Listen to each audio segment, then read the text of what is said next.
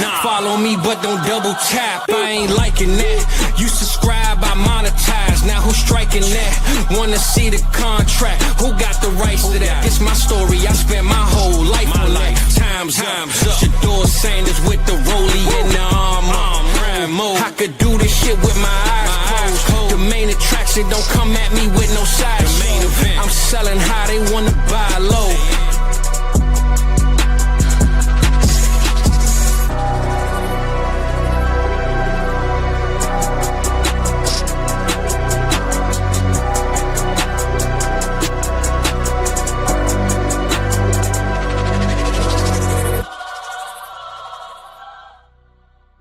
Sir, yes, sir, yes, sir. What's good? What's popping, baby? You know, we ain't started off with the intro in a minute. So I said, hey, end of the regular season. Let's end it how we started it, big dog. You know, we ain't gonna take them steps back, but we will remind the people of how we really got this thing kicking off, man. So week 18 in the books, man. It's wild card weekend. It's gonna be a wild weekend, that's for damn sure.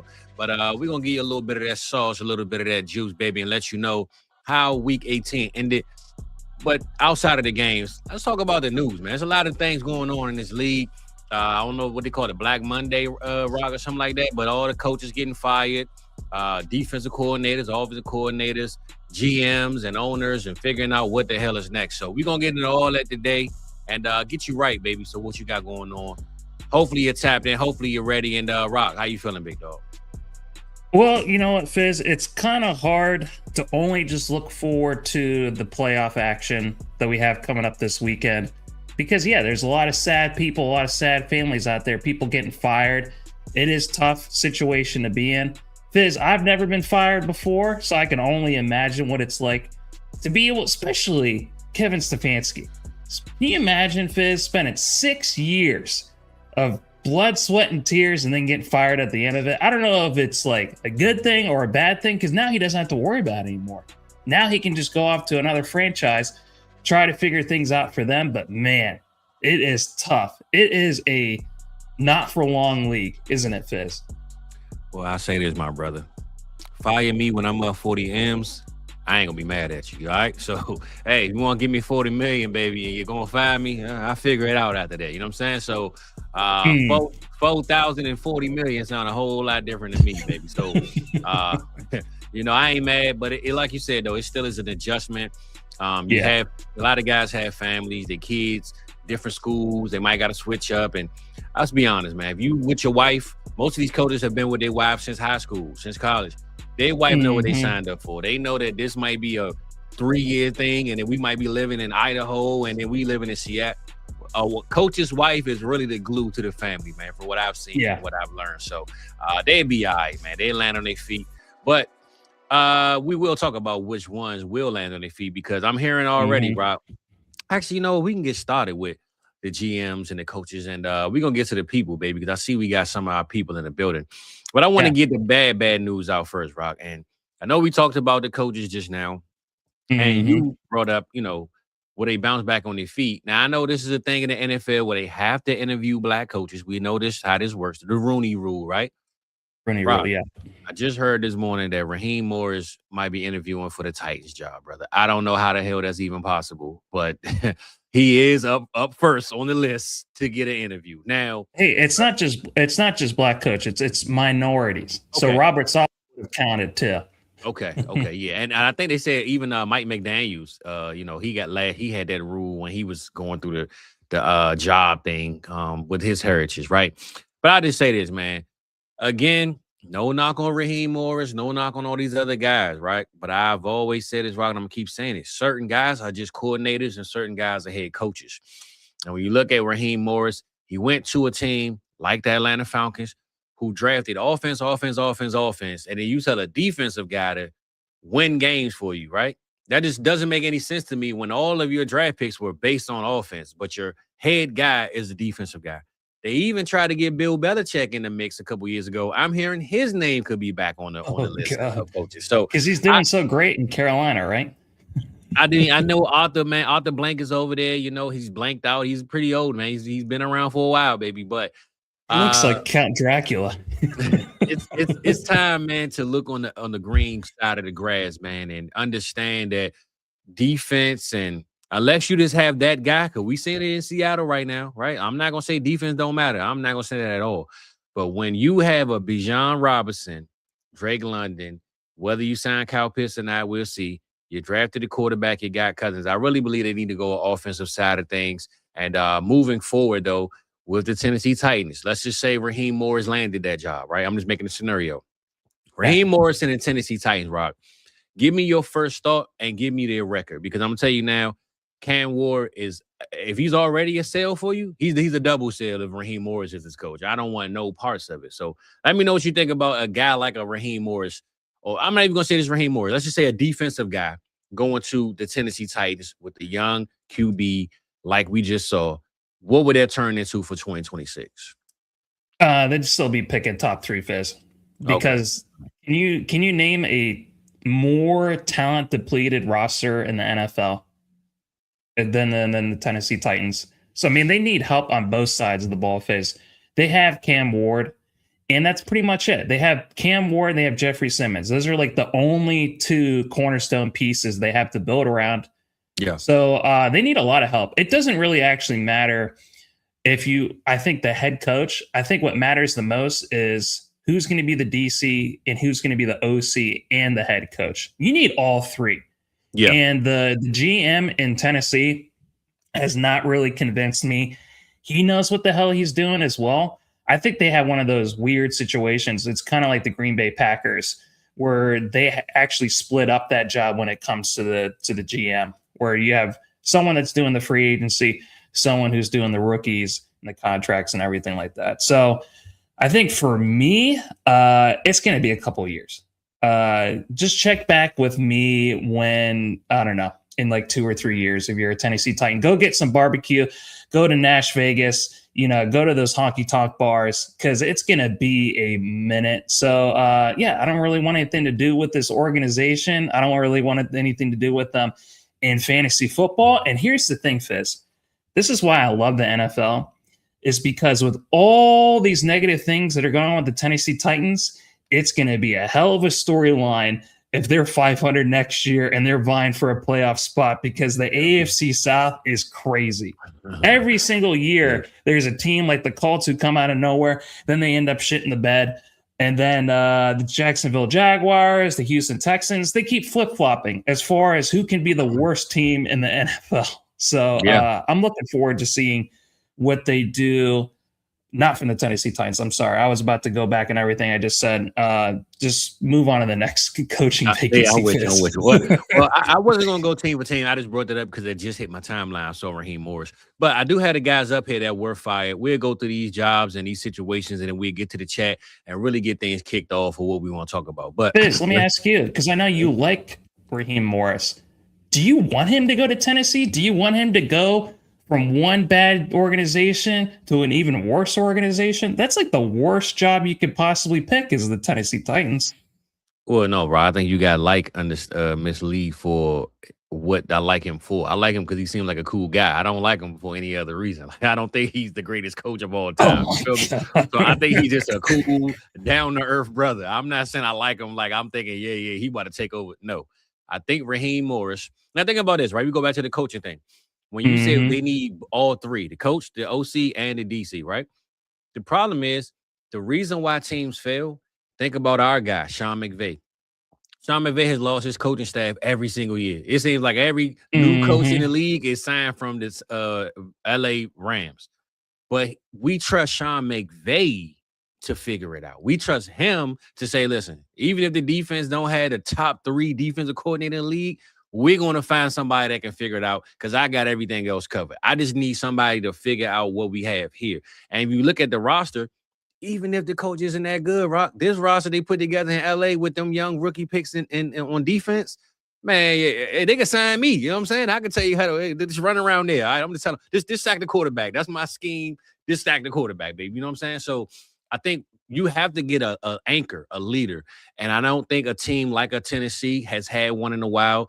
Jeff Fisher was a long time ago. And the guys like the Las Vegas Raiders, right? They got Pete Carroll. This man has been lost out of the game for so long. You got a guy that wasn't even a part of the new age of this new NFL, right? He going there maybe things change. And that's why I always talk about he's only been out of the NFL for a year. You make it sound like it's been 10 years since Pete Carroll. Bro. 1 year is 10 years in the NFL, right? Listen, trust me, because the 1 year that you miss, now you have younger guys. Think about this right now. I'm glad you said 1 year. Think about what changed in 1 year. When Pete Carroll was here, NIL deals wasn't going down like they were. Now NIL deals is in college. Now a college player is coming out already making more money than Pete Carroll. They wasn't doing that when he was in the game. It take 1 year, bro, to change everything. And the whole mentality of your locker room and your structure can literally switch in 1 year. And I think guys that have missed 1 year out of the game, it takes them 2 or 3 years to readapt to what's going on, bro. I really believe that. I'm not so sure how much what's going on with the NIL affected Pete Carroll in Las Vegas. For me personally, what I definitely want to go back to is when you're talking about Sean McVay. In order to have that type of sustained success, Fizz, I think you definitely have to have a tried and true system that can endure and weather all those changes. So, like, we know that they're pretty fantastic between him and Les Snead. I mean, they have a great handshake when it comes to the draft process, when it comes to just how they want to attack the offseason, when it comes to free agency. And they just really know who they are as an organization, and they really depend on one another. I think it's one of the coolest things in the National Football League. And I think that is the cornerstone to them having long sustained success that we have seen. And we've seen it both different ways, Fizz. We've seen it where they're like, F these picks, we're going to go all in, and it worked out. And they've also seen it the other way where it's like, actually, these picks are going to be worthwhile, and let's build towards the future, which I'm super excited to see what they do with 2 first-round picks next year, Fizz. But I think a lot of it has to do with they have an amazing system. That's the only reason I think that you could have this type of success, losing how many coordinators over the last couple of years? I mean, Sean McVay now has one of the best coaching trees in the NFL. And it's always funny when they go back to their days in Washington. It was like him, LaFleur, Shanahan. It's just like this. All these coaches were on like a 3 or 4 win team. McDaniels, exactly. So it's just like I don't know. I think that would be a cool deep dive to go into at some point. But yeah, I think they have one hell of a system that doesn't work for everybody.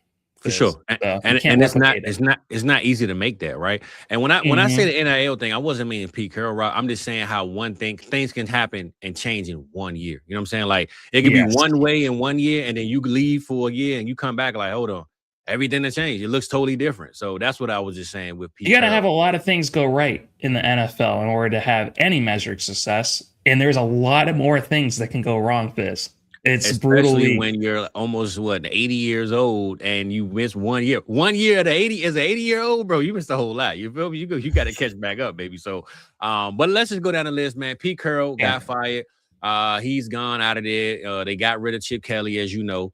Rock, did you know this though, bro? With the Vegas Raiders right now are paying $50 million out to coaches. They fired Pete Carroll, Antonio Pierce, $8 million, Josh McDaniels, $10 million.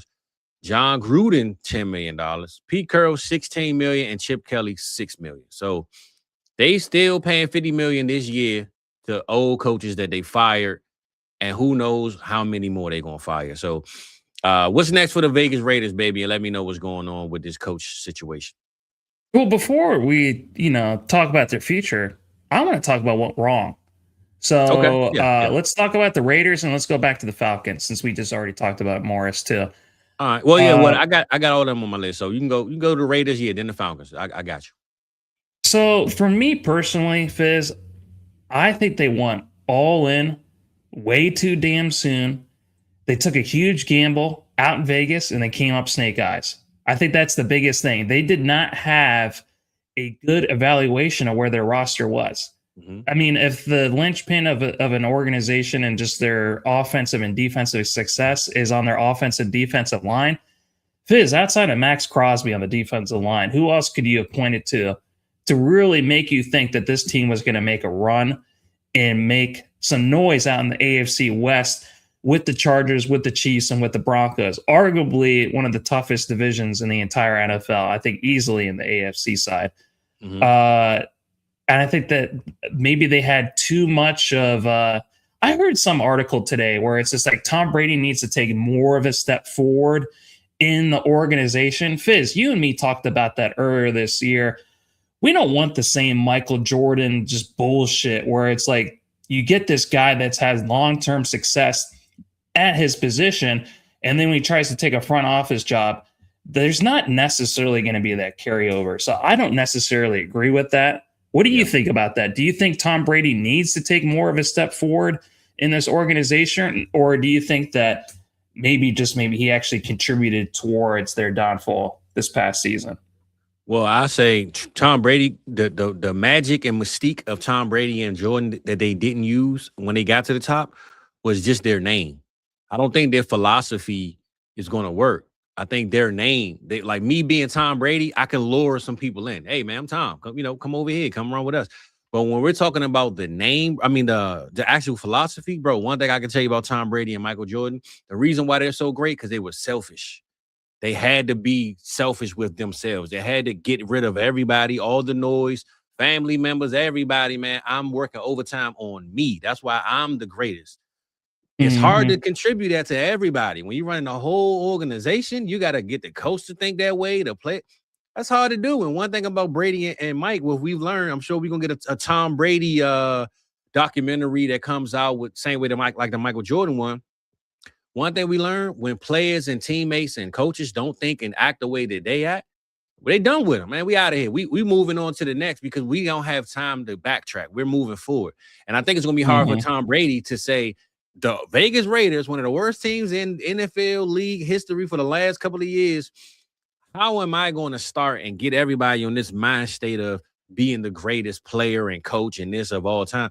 Hard to do for a whole organization, man. So I think you would have to become the coach in order to really be that insistent upon your vision. Talking upstairs ain't going to recall it all the way downstairs. So the biggest thing for Brady has with this organization is his name. Let me just use my name to lure in some people and say, hey, remember you wanted to play against me. I might have beat you a couple of times, but coach, come on, man, come holler at me. And I think that's the best way for Brady to use his face card versus any other skill, because it's going to be hard from a owner or whatever he is with the Raiders to come down and exactly. For imagine that's perfect example, Rock, and I'm going to end it with this. Jerry Jones. Now Jerry Jones ain't Tom Brady, but Jerry Jones wants to tell the team and the coaches and everybody else how to play football. Tom Brady can't be the owner and come downstairs and tell the players and coaches what to do. It won't work. And he can't be Ray Lewis and just give them a halftime speech to try to inspire them. That maybe works for a half of football. It doesn't work for a whole season or a multi-year rebuild, which is where this team is at. So, I think it's kind of sad, but I just keep going back to Fizz. The biggest lesson I learned from the Raiders is when we went through all of the projected rankings that Vegas had, and we were so excited for Gentry. We were so excited for Brock Bowers. We thought Geno Smith was going to be in a better situation. And then Pete Carroll and Chip Kelly. Chip Kelly was just coming off a championship run with Ohio State. And Fizz, none of that shit worked this year. And Vegas had it right the entire time. They knew their team better than we did, their hometown team. Yeah. And they had them at the bottom of the AFC West and one of the worst teams in the NFL. So that's why Vegas always wins at the end of the day, Fizz. Well, for those that didn't watch and maybe missed the Stranger Things rookie video part 1 that we put out, Rock said it perfectly. Everybody loved Gentry. We couldn't wait to draft him. It was the biggest name in our rookie leagues, but we forgot the offensive line. Nobody talked about. Nobody remembered that they didn't fix it. They didn't add anything to it. They didn't do anything to try to fix it and get it together for this young running back. And they damn sure didn't help Geno Smith, because Geno got sacked, I believe, the most in the league. And he was on the ground every time I turned the TV on. So the tea leaves were there, my brother. We just didn't read them. We'll talk about what they can do in the future for when we get to the New Year's resolutions aspect. Yeah. Let's go back to the Falcons. What do you think went wrong for Morris and the Falcons? I think they did exactly what the Raiders did. The difference is they actually had a chance to, though. They went all in this year because they traded their first-round pick with the Rams to move back in to get a defensive lineman. So they thought, hey, this is our shot. We have a chance. And let's be real, Rob. They play in the NFC South. My boy Jake texted me the other day and said, "Hey, bro, we're 8-9, but we in the playoffs." I say, "Yeah, exactly, right." The Panthers are 8-9 in the playoffs, bro. You want to know who else is 8-9? The Tampa Bay Bucks and the Atlanta Falcons. All three of them teams are 8-9. So think about what the Atlanta Falcons thought, right? We can win this division. We right there with the Tampa Bay Bucks and the Carolina Panthers. The problem is they lost Michael Penix. That had a little bit to do with it. I mean, injuries happen. That happens all over the league. Only a little bit to do with it, Fizz. I mean, well, I'm just saying, but injuries happen, right? So we can't really say injuries is the reason because this team didn't look all that good when Penix was 100%. Let's just be real. They lost to the Panthers 30-0 or something like that, right? So I think what Raheem Morris and this organization thought was we are a win now team. We have everything we need. All we got to do is get the last piece, which is the defensive player, and we're good. I think what they really, really don't have, Rock, is that philosophy. I don't think they have a vision because when you have a Bijan Robinson, best running back in the league currently right now, you got a Drake London, top 10 receiver. Kyle Pitts played at his best season he's ever played as an Atlanta Falcon. The offense was clicking. Kirk Cousins even came in and looked like prime Kirk at times, right? And the defense showed up this year. Yeah. Rock, you do all of that. You beat the Buffalo Bills. You go out and beat these good teams, and then you lose to the Rams. You lose to Miami Dolphins and the Carolina Panthers by 30 points. You can't do that, bro. And this comes from lack of leadership, man. And I'm not saying Raheem Morris isn't a good coach. I just don't think he's a leader of a full 11-11. He might be a full 11 on one side, but the whole 22, both sides of the field, and leading everybody in that coaching staff, I just don't think they bought into his system. So I think their biggest shortcoming was the head coach, and that's why he's gone. The GM is fired too as well, but I think Raheem Morris is the problem, bro. And there's no knock on him personally. I don't know the guy. Watching football, the team didn't buy into whatever he brought to the game. Well, I do want to get into what I think went wrong, but we're 20 minutes in. I want to say hi to the people, Fizz. You want to take a break real quick? Let's holler at the people, and then we'll come right back to this. So, well, I say this, bro. I don't want to holler at the people because I want to get these old dudes out of the way. So, look, I'm gonna say this. Let's instead of talking about what went wrong, let's just talk about what the firings and then kind of breeze through it. Then we'll come right back to it. Let's do that. So, I did want to bring up the Cardinals coach, right? Because we talk about this every week. Cardinals trash. They've been trash forever. Trash since trash been invented. And my biggest thing, Rock, I always say this, they have Kyler Murray. He needs a coach that can teach him how to play the game. They have Trey McBride, who took over the spot from Zach Ertz, became a superstar. They have Marvin Harrison, who they drafted to be a superstar. Michael Wilson just became a household name to people at times, right? I think next year, man, Michael Wilson going to come in next year and people going to really realize who he is.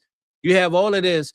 Then you have a defensive coach who doesn't have a good defense. The defense is trash. The team is, what are we doing? So I think this is inevitable. It should have happened last year. I'm glad it happened. Glad the Arizona Cardinals move on. I just hope they do what we want or what I want the Atlanta Falcons to do. Go get some offense, man. Go get the offense. Because you got a defensive guy, and the defense don't look no better than what it looked like before. Yeah. There is a philosophy I think a lot of coaches gamble on, which is if I'm going to be a great defensive mind, I'm going to invest everything on my weak side. That's when I'm going to attack. So I'm going to attack the offense.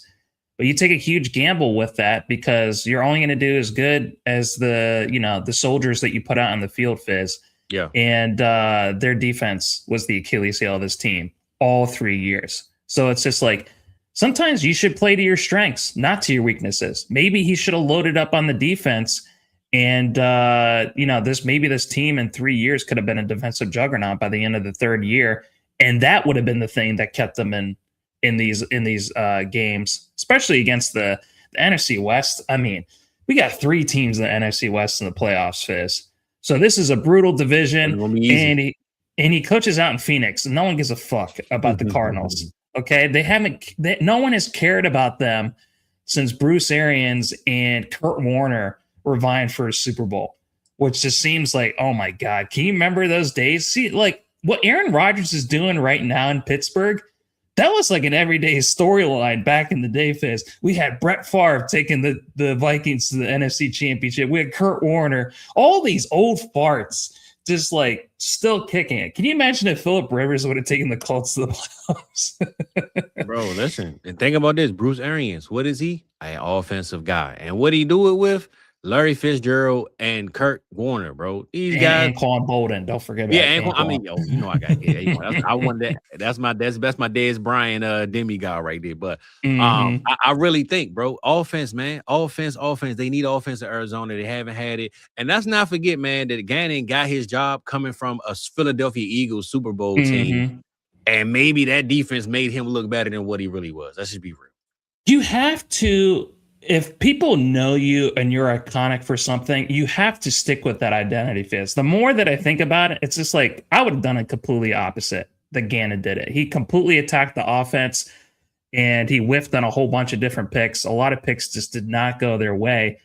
You have to cook up what you're known for, Fizz. Like if I'm known for, and guess what I'm cooking right now, Fizz? I got some carnitas in the oven right now. If I open up a restaurant and I don't cook those carnitas, I don't cook what people know me for and what they're coming to see me for. It's just like, then you're just going to disappoint everybody. It's just like, God put you on this earth to be able to do one thing special, Fizz. Yeah. And it's just like, if I'm all for like, hey, know your weaknesses, try to address them, but stick with your strengths, man. So hopefully Gannon learned his lesson. Let's talk about Stefanski. Let's end with that. Yes, sir. We're going to get to Stefanski because, Rock, one thing that I noticed this morning, and I saw a video, of course, for those that know, Stefanski is gone. The owner came out with a video and said, yes, fans, is our fault. It's really my fault, right? I'm the owner. I put this ship together and it's sinking.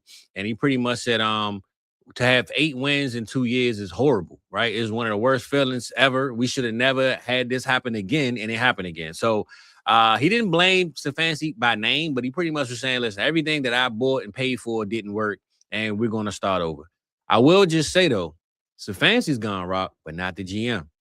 And somebody brought up a video, and I saw this. Andrew Berry. Of course, it's going to always go to the Shador thing, but I'm going to just be real. They always said Stefanski didn't want Shador. That was never his guy. The GM never really said he wasn't or he was. Well, actually, the owner said that this is his guy. This is Berry's guy. Like he asked for him. Yeah. Every video that somebody showed me today on their line, GM dapping him up. Hey, Shador, keep doing your thing. They got a little connection, right? Now, I'm not saying that Shador will lock in as the QB1 in 2026, but I am saying the GM didn't get fired, and Shador is his guy. Stefanski got fired. And it's really Shador is good enough, I believe, to be a QB, especially for the Cleveland Browns. So I'm saying all that to say, what is the Browns moving from Stefanski? I'm sure that you agree that was probably should have happened. But do you really believe that in going forward, the GM staying kind of shows that either the owner trusts his process or his vision, or the whole Shador thing, and we're going to deal with a whole offseason of what's going to happen until the draft comes? I trust Andrew Berry as the GM. I think he's done a pretty fantastic job while he's been in Cleveland. I mean, when you have more than half of your rookies starting, and not just starting, but playing valuable snaps, we can go down the line, whether it's offense and defense. I mean, the Browns had one of the best draft classes this past year. It had nothing to do with him. I think that they've been building talent. It's just the one elusive position, Fizz. If you don't have a coach and you don't have a QB, then you don't have anything. Yeah. And Shador Sanders, I think he did a great job being able to battle through adversity. I don't think he's a starter today. I don't. Okay. I think he's a starter in Cleveland because how bad things are in Cleveland, Fizz. That's it. But we shouldn't be thinking about just the Cleveland Browns or the New York Jets or the Titans, all these poverty franchises, Fizz, that we really we talk about them just to have a mirror and be like, hey, don't be like these guys. Learn from their mistakes, Fizz. That's basically what it is for the entire rest of the NFL. But outside of that, Fizz, it's just like, what do you get from this year? It's not like a whole bunch of things that you can really look forward to in the future. I'm anxious to see who the hell they want to get as the coach. But Fizz, it's been like this. They have a culture of losing, a culture of bad QBs, a culture of bad coaches. It's just any time, literally, you have to be the best of all time, LeBron James, to have any measure of success in Cleveland. That city is cursed. I know. I'm from there. I was born there, Fizz, and I've gone through a whole bunch of suffering in my life. And I think it has to do with being born in Cleveland. And if you're from Cleveland, you know that there's a whole bunch of affinity that you have with heartbreak and suffering in this world. So, hey, it's made me stronger. I'm able to laugh at things in life. And now I'm just going on a whole tirade because of Cleveland, Fizz. This is what happens when you're from Cleveland. You go through Cleveland. Stefanski, his lesson learned, there's only so much losing that you could take, Fizz. By the end of his tenure, there is no other person that looked more down in the dumps and depressed and questioning life than Stefanski. Even when he was winning, Fizz, even when he was winning, Shador's having his moment. Man, you couldn't have been able to tell with Stefanski. We were making jokes about being like, yeah, it's just like, Dylan Gabriel, please come back. That was the jokes that we were making, but he did not look like he was happy whatsoever. And Myles Garrett just broke a 20-year record. No one's talking about it. No one cares. It doesn't matter. You play for a poverty franchise. You're just another Joe Thomas. You're just going to waste your whole career. That's it. Dang, that's a name to remember. Yeah. And it's funny, Rob, because actually I saw a video too. We're going to close with this. I saw a video where Stefanski was in the locker room and they said Myles Garrett ain't like this dude in years. And it was after one of those Shador games. Stefanski came in the locker room. He was like, hey, I told y'all I love this team. I never gave up on this team. And Garrett's in the back. They zoomed in on Garrett. He back there like this. And he made a face at it. He kind of looked at the camera like, oh, damn, I didn't know you caught me. But he's standing behind Stefanski. The camera's on Stefanski, and behind him in the background is he's like, made one of these faces. Like, come on, man, this dude. So that just shows you, man, he never had the locker room. And I think the biggest thing out of all of this is a lot of these guys, Rock, lose the locker room, or they never got it. They never had it. And I've always said this with the locker room with Dylan Gabriel. I just thought having Shador in the locker room, man, he would never win that fight as far as being the favorite of the men around you wanting to root for you. He had to move mountains to win that battle with Shador, and I really believe that. And I think a guy like Pete Carroll, when you're 22 years old, you're looking at this old guy telling you what he's like, man, come on, Pete, you out of here, man. You know, these guys never earn the respect of their locker room, and I think that's the reason why they're gone. So we're going to see what's up. We're going to see what's next, Rock. But I like how your pops came in here. All he had to hear was how depressing I was. And it's just like, oh, you guys are talking about Cleveland, huh? Yeah, we were talking about Cleveland. It wasn't a Greek tragedy. We were talking about Cleveland. Well, we're going to close out with this, Rock. Then we're going to get to the people, baby. But I did want to bring this up because I tweeted this back in October. This guy's fired, baby. It ain't right until he get fired. Matt Eberflus got fired this morning, right before we got on the show, Rock. And I don't know if you know this, but the Cowboys have had 4 different defensive coordinators in the last 4 years. So hopefully we get another one, man. I don't know what the hell going on, but we got to figure it out, baby. All right, now, these guys right here, Raheem Morris, he's a good defensive guy. I don't mind him, right? I don't mind. We don't need Gannon, but we need somebody, man. Let's figure it out around here. I'm just saying. You guys are going to get Gannon. Now that you said that, you're going to get Gannon. Well, we're going to talk about some vacancies, baby, but I would just say this, and I'm going to leave with this, and I know I said this 100 times. Rob, give me one name for the New York Giants that you think should go, and I'm going to give you the one that I heard. The New York Giants? Head coach, New York Giants, yep. Yeah, that's a good question. I think the 2 at the top of the list now is Stefanski and Brady, Joe Brady. You want to hear the name that I heard that's the trending topic right now?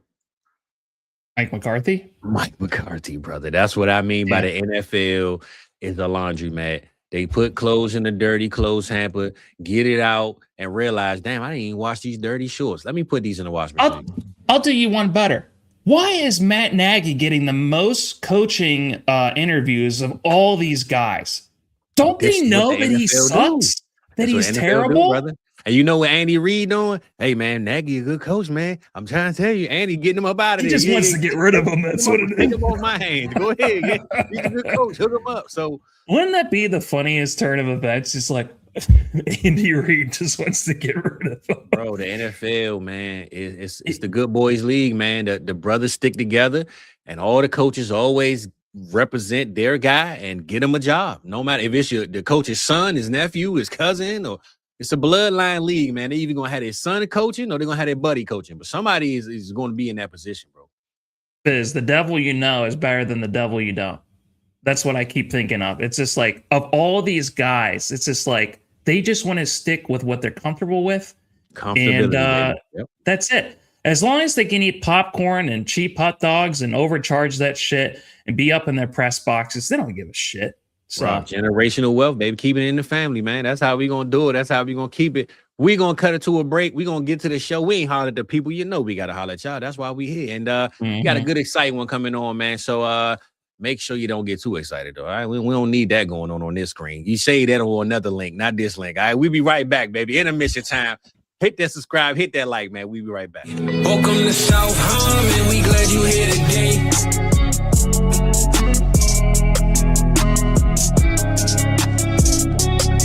Like and subscribe, that's what we really appreciate.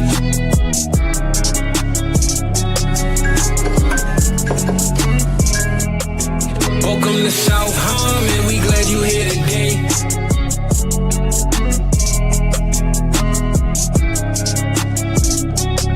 Like and subscribe, that's what we really appreciate.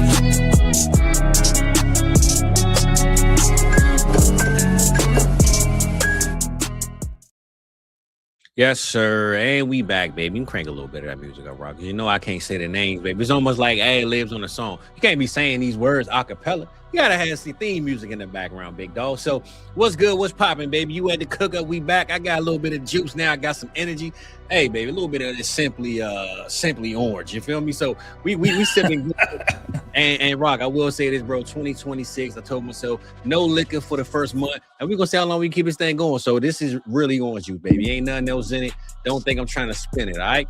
Let's see what's good though, because we got the people here, man. They've been here for a minute. We just ain't announced their names, but if you know, you know. That's all I say. Shout out my boy Jake, man. He said the playoff Panthers.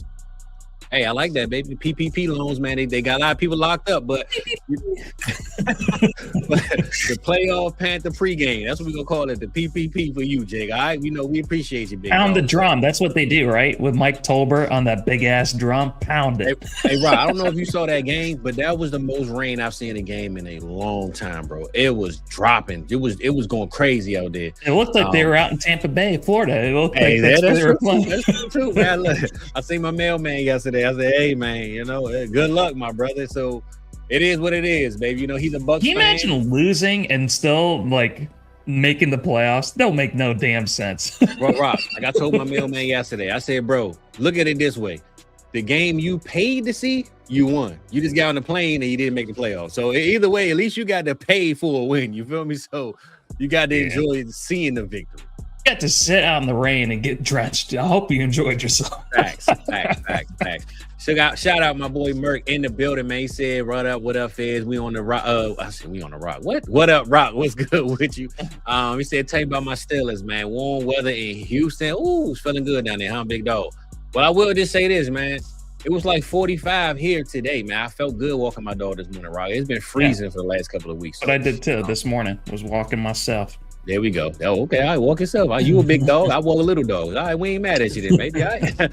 We got Dynasty Jackson here, though. He said, what's good? What up, Jax? How you feeling, big dog? My man, Bull, he's in the building. All 22 FF. My man, Dustin, is here, baby. In the building, man. My boy Terminal up in here. He might be terminated real soon. We're going to figure it out, man. You know?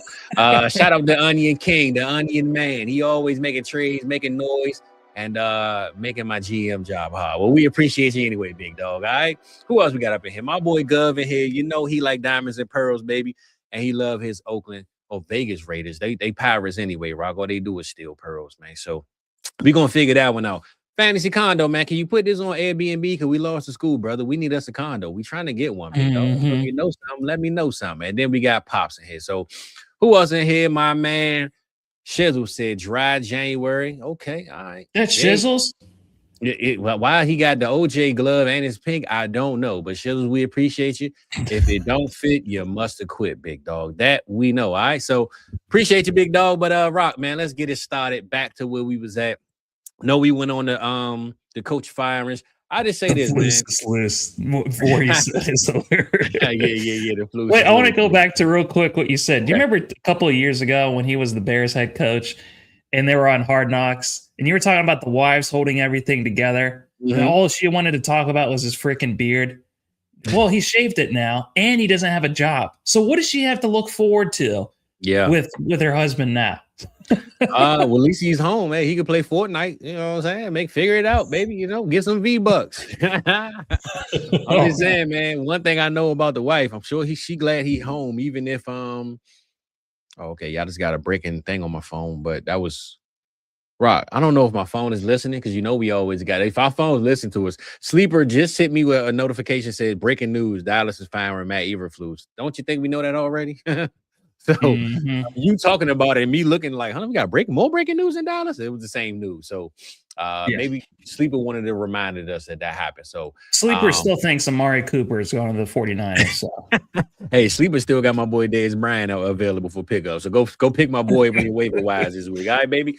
Shout out K Singletary, man. He bragging, he talking his talk, man. He said best ball team, 3 championships out of 4 in Dynasty, including the 1.3 team to the 112, baby. Beat Mike in the finals. Hey, I beat Mike. That's the best part right there. You feel me? That's the best part right there at the end. There we go, baby. We like to hear that, man. All right? We like to hear that, big dog. But, Rock, man, I don't have much to talk about for week 18 as far as football go. That's why I didn't name it the 18 recap, because let's be real, man. It was a lot of benching players, a lot of not serious football being taken, right? I will just say the Chicago Bears lost the game that maybe they should have won, but the Detroit Lions said, listen, we going out with a bang. So we're not going to let you win. That was actually ended up being a good game. It was like 16-0 for like 3 quarters. And then the Chicago Bears finally woke up and said, all right, man, I think we need to try to win this. Philadelphia Eagles, they could have and should have won their game because they would have been the number 2 seed, but they ended up losing to the Commanders and said, forget it. I will just say this, though. One more game that meant something but didn't. First of all, shout out to Giants for taking care of business because they beat the Cowboys, and I don't mind losing when we ain't got nothing to play for, Rock. It is what it is, right? But them winning that game took them from the pick 102 to 107 now, brother. So they done dropped some spots, man, in the draft order, the Oakland or Vegas Raiders. I told my boy Voorhees, who you know is a Chiefs fan, imagine being the Raiders, wanting to lose and keeping your number 1 pick, but then seeing that you beat the Chiefs and you got to keep your number 1 pick, that's a hell of a way to finish the season, right? You beat the rivalry, the haters, the ones you hate the most, and you get your pick. So wasn't a lot of great atmosphere for football, but it was a lot of different scenarios and storylines with these games that happened this week. What was your take on week 18? And I remember, just before you jump on it, we was on the phone and Rock texted me probably at like 1:40. He was like, bro, I forgot football was on. So that just lets you know right there, the week 18, man. That's a behind the curtain type of thing. You don't have to tell everybody about that. My bad, man. The reason why I'm bringing it up is because I was on the phone with you. I forgot it too. I would have hung up on your ass if I knew that. Go ahead, bro. My God. Well, I only just really paid attention to, Fizz, the teams that had something to play for. So I was paying a lot of close attention to the Buccaneers, Panthers, and I was paying a lot of close attention to Ravens. And those were the games that I was really paying attention towards. Everything else, I'm just looking forward to this weekend, Fizz. So just like you said, we don't have to spend too much time on it.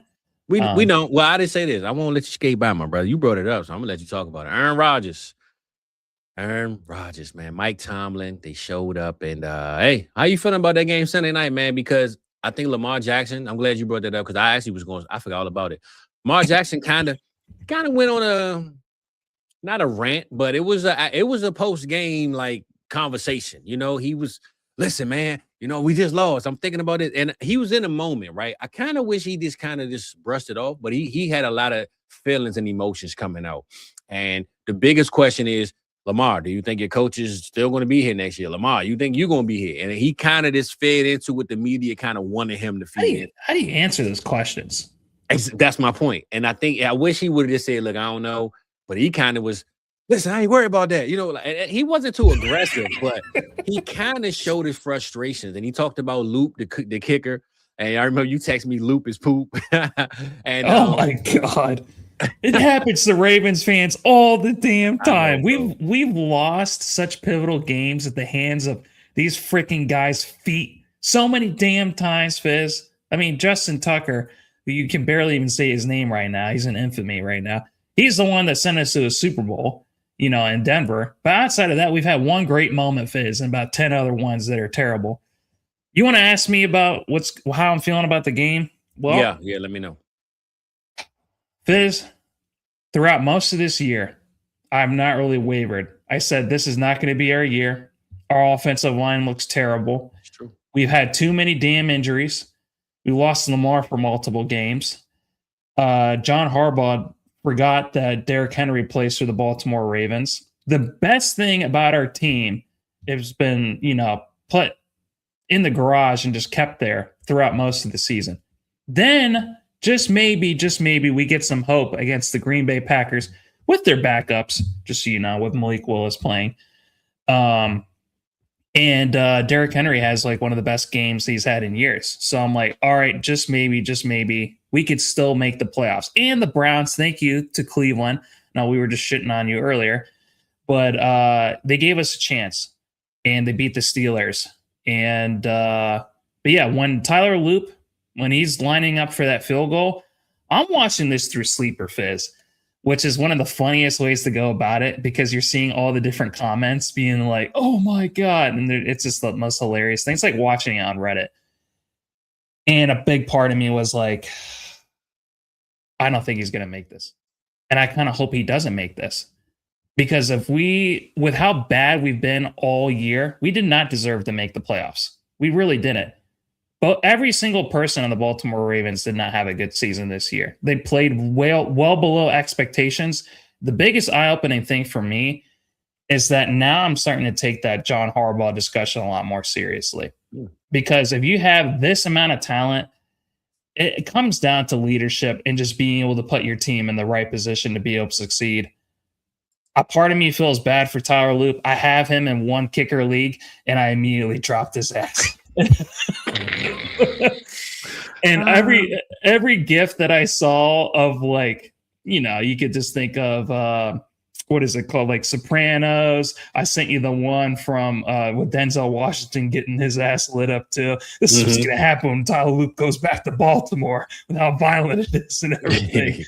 So it's just like he used humor to get past through those situations, Fizz. That's my catharsis. That's my way of being able to cope. But we didn't deserve to go there. And I want to spend the next minute, I want to give a huge shout out Pittsburgh Steelers. Because there was no other team, Fizz, that I was probably more critical of in the offseason. Look who they had to go out to battle with. They had Caleb Johnson, a rookie, who didn't even end up playing this whole season. So you basically had two RBs and Jalen Warren and Kenneth Gainwell that tore up teams throughout this year. You had DK Metcalf and really no one else, and you had 3 tight ends. And trying to steer this whole thing was Aaron Rodgers. But the one thing I saw from the Pittsburgh Steelers and why they deserve to be in the playoffs and why the Baltimore Ravens don't is because they played with heart. They overcame the adversity. They didn't care about what their offense looked like. They didn't care how old their defense was, Fizz. They played with a lot of heart. And like Mike Tomlin said, when they were like 6-11, at one point, not 6-11, but when they had a losing record at one point in the season, Fizz, a lot of people thought this was going to be the end of Mike Tomlin. All he said was, "You just watch and see," and he got them into the playoffs. So a huge shout out to Mike Tomlin, keeping that band together through adversity and doing it with a whole bunch of misfits. It did not matter who they had as far as talent goes. Yeah. And at the end of the day, that's why I love football. Everything you can expect is not going to go right or going to go wrong. It's not always what you're going to expect. So shout out to them. Yeah, and I would just say, Rob, I like the biggest thing that you said that I like the most, and I've been saying this for a long time. Certain teams got to look themselves in the mirror, bro. I think the Ravens needed to be looked in the mirror and say, even if we made the playoffs, we would have wasted more time. Like, you needed to look at the man in the mirror and hear back, you're not good, right? So missing the playoffs does that for you. The Atlanta Falcons needed that. Because think about this. Raheem Morris might not have been fired if they made that playoff spot. Because I even read that if they didn't lose to the Jets, they would have made the playoffs. Thank God they lost to the Jets. Thank God a lot of these teams that lose, the Dallas Cowboys. Much as I want my Cowboys to win, Rock, if we squeezed in through this playoff hunt, we wouldn't have fixed the problem of Matt Eberflus being the worst defensive coordinator, man, in one of the Cowboys' history, bro. A lot of teams need to look themselves in the mirror. And sometimes a playoff birth is just mad, just makeup over top of what we shouldn't have seen anyway. So I think the Baltimore Ravens, the Kansas City Chiefs, because we had a lot of questions with them this year, it was more so just Pat Mahomes fixing himself. But we thought the team really was, for the couple of years, wasn't that good, Rod. To be honest, the Chiefs just keep winning and figuring it out, right? Not too many teams can do what the Chiefs usually do. Last couple of years, the Chiefs went in kind of low momentum and just made it to the Super Bowl. Baltimore Ravens have been on high momentum and still haven't made it. So them coming in with this game, do we really think the Baltimore Ravens would have beat the Patriots and the Denver Broncos and even the Jacksonville Jaguars? I really think they wouldn't have, bro. So I'm kind of glad they didn't, because now a lot of faces are going to be looking in that mirror saying, damn, we got to fix something.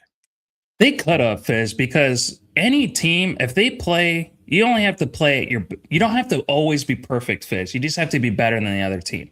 For sure. So it's just like, who's to say that any of these teams, like the Denver Broncos and New England Patriots, they have an off week and the Ravens have a great week and they catch them? That's it. That's just how brutal and cutthroat the NFL can be. That's why on any given Sunday, any team can win, Fizz. The worst team can beat the best team. But with what I definitely do agree with what you're saying, though, you could tell with Lamar Jackson, with how frustrated he was, there was something that was bubbling up. You know, sure. There's a whole bunch of issues. It's a lot deeper than just that game, for sure. It's a lot deeper than just the X's and O's and how healthy you are and the injuries and the personnel and the offensive line. There's a whole bunch of other things that are going on, and that goes I still keep coming back now to Harbaugh and Lamar. Those are the two leaders of the team, and they have to take a long look in the mirror and see what they did right, see what they did wrong, and come back next year. I don't think Harbaugh is going to be out, because you already chipped off a guy that might be going to his Super Bowl in his second year in Mike McDonald. You're not going to get another coach like that anytime soon. So if you were going to make the change, you would have done it then and there. And now you can't force it and just go with some other guy. Unless you have someone of that same kind of pedigree that we don't know about, Fizz, you can't make that type of move. So Harbaugh has to figure things out. Maybe the just like you were talking about with Pete Carroll, the game has passed him by. Fizz, he's been in coaching for 18 years with the Baltimore Ravens. 18 years. That's more than that is exactly half my life, Fizz. Half my life has been with Harbaugh. It's been a lot of great things, but maybe the game has passed him by. So, or changing up the philosophy may have changed him, bro, because he's been in Baltimore, right? If he got fired, went to a new team, maybe he'll see what differences he can make. Because when you're stuck in one house, bro, you don't see the cracks and all this. When you're going through a different house, a new house, you start noticing little things. But when you wake up in the same house every day, bro, you forget to see the dust that was up here for the last 2 years. He's been at home with his parents for 18 years. Now he needs to go off to college and see how things are different. Exactly. Maybe they need to swap spaces. I'm sure his brother Jim could come in there and punch Lamar in the chest and he get everything juiced up. You know how he do. So this would be a good transition. I want to go to Govnick's question.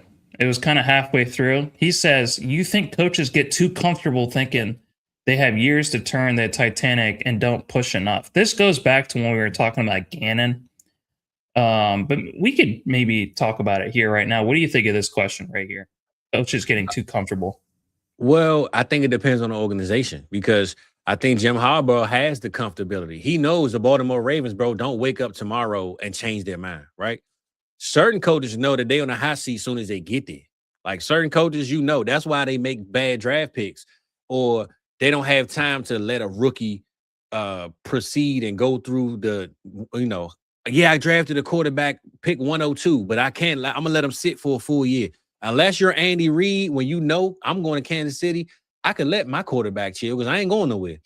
I got Alex Smith. He's going to take me to the playoffs. Yeah, exactly. So I think it's a two-way street, because if you're a coach that's a pedigree of like an Andy Reid, of like a Mike Tomlin in Pittsburgh, and these type of guys, I think they do get comfortable at times. But I think when you're a guy coming to fix a franchise, I'm gonna say this: the next coach to get hired in Vegas and in Atlanta and in Arizona, he better not be comfortable. I'll tell him that. He better come in there with, I'm getting everything done right now because I don't have time to get comfortable. The more comfortable you get, you better be with the right organization. I think only certain organizations is worth getting comfortable. A lot of these other owners, man, they're getting tired of waiting, Rock. The owners are not ready letting you get comfortable. You better figure it out.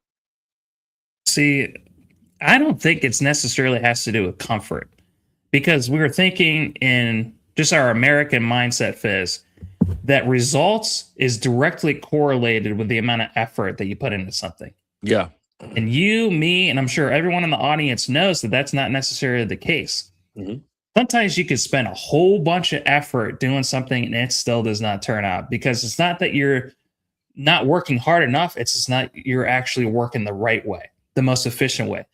You're work smarter, not harder is the phrase that is the complete antithesis of that. And I think, unfortunately, there are just coaches that don't know how to work smart. They work hard. Everyone knows what these crazy hours are for these coaches, how hard it is on their families. They're working 70 to 90 hours per week. The only other probably personnel in the NFL franchise that works even harder than that, what we talked about before, is scouts. Yeah. Because they're on the road for like 3/4 of their life is. Yeah. And it's absolutely brutal. Cutthroat, thankless job as being an NFL scout. Being a head coach, or just being a coach in general, isn't that much easier, Fizz. It's probably just as difficult in its own in different ways. So I don't think it has anything to do with comfort. The NFL is, it's the biggest sports industry out there. It's bigger than anything else as far as profitability and the business of it. Everyone that's in their position at some way, form, or fashion had to cut their teeth and sacrifice a lot. So I don't think it has anything to do with comfort. I think they all work hard and push themselves. It's just, do you have the people in your corner that are going to be able to put you in that position to succeed? And I think, unfortunately, some franchises, they never get that winning recipe, Fizz. They never figure it out. So I think it has a lot more to do with that than necessarily comfortability. Yeah, I agree. Circumstances is everything, man. That we learned about the NFL. But I would just say a couple of coaches that are, I guess, on the hot seat. You can say Mike McDaniel. He closed out strong. Still got to see what's going to happen. I don't think he's going to be fired, but I think he is on some type of a hot seat, regardless. And maybe Todd Bowles. Todd Bowles didn't make the playoffs. There's a lot of questions. We had a conversation even when Mike joined us a couple weeks ago about Todd Bowles. So him not making the playoffs, we'll see what happens with that. So John Harbaugh, Mike McDaniel, and Todd Bowles, to me, are the top three on the hot seat currently. I got two more for you. Okay, and I want to ask for each of these five coaches, I want to ask you two questions. What will save their job in 2026 and what will lose them their job in 2026? Okay. So I got Harbaugh, Bowles, McDaniel, Zach Taylor, and Shane Steichen. Those are the five that I have written down here. So let's go with Harbaugh. What will save his job? What will lose him his job in 2026? Well, save his. Well, it's a two-way street, bro. Because I keep hearing Lamar's the problem. Then I keep hearing John Hall. Like I'm hearing it's their having. Yeah, I'm sure that the two-time MVP that's broken a whole bunch of records. Yeah, I'm sure that he's the problem. That's bullshit. If he is, please send him somewhere else because somebody's gonna have a good time playing quarterback. Send him the. I'm hearing. I'm sure you done seen this. Send Lamar to Kevin O'Connor of Minnesota. They figure it out for him. You know what I'm saying? So, again, I know that wasn't the question, but I'm just saying, John Harbaugh, to me, the way he can fix and save his job, Rob, through the regular season, forget the playoffs. The regular season, they got to do what they usually do, dominate. They got to dominate teams because when they go on a run of domination, that's when you like, man, can't nobody stop this Baltimore Ravens team. Like, looking on their schedule that checking the Ravens win, because they look like the most dominant team on offense. On defense, and then the offense just pours in with Lamar. So I think attacking the season early, quick, he got to go out there in 5-2, 5-1 type season. He can't go out there 0-3 or 3-3, losing to the Raiders and the Cleveland Browns in the first 2 weeks. We can't do that. Yeah, I think for me personally, it comes down to you can't play conservative. The last couple of years of Harbaugh, it reminds me, if you're a Ohio State fan, the last couple of years of Tress. It's just like where he played just so conservative. And yeah, we just couldn't wait till he got out of there. It's just like if you forget that one of your best players in the NFL in Derrick Henry, we want to get also Keaton Mitchell involved and Rashawn Ali. I mean, just stop doing this bullshit. Just like that's what I'm saying, bro. Dominate. They gotta dominate, bro. Dominate them. Exactly. They gotta dominate. put the foot on the gas and just getting this, just figure it out as far as that goes. So I think for me, he can't play too conservatively. You have Lamar Jackson. Maybe it had to do with injuries with Lamar and a whole bunch of different things. Hopefully they can get the offensive line figured out. And I think the only thing that's going to save him his job is a playoff win next year. Can't just make the playoffs. You have to win a game. You can't, and Lamar needs to do that as well. All right, what about with McDaniel? What's going to save him his job? What's going to lose him his job? I think the only thing saving him, bro, is Miami's not a real organization. I didn't think that's what's saving him his job. Like, nobody cares about Miami, bro. People go to Miami for vacation, not to work. So I think what's saving him his job is that nobody cares about Miami. I'm gonna be honest with you. The thing that saved him his job was how bad everyone else was at their job, Fizz. There we go. Tua and GM are that bad. That's the only reason why McDaniel saved his job. He was the only competent one, and also kudos to him. We thought they were the worst franchise at the beginning half of the year, and they weren't actually. So I think right. Bro, when I saw they had like 6-7 wins, I'm like, where the hell this come from? I don't even remember this, bro. They did something right. He didn't roll over and die like a dead fish, Facts. So yeah, I'm with you. All right.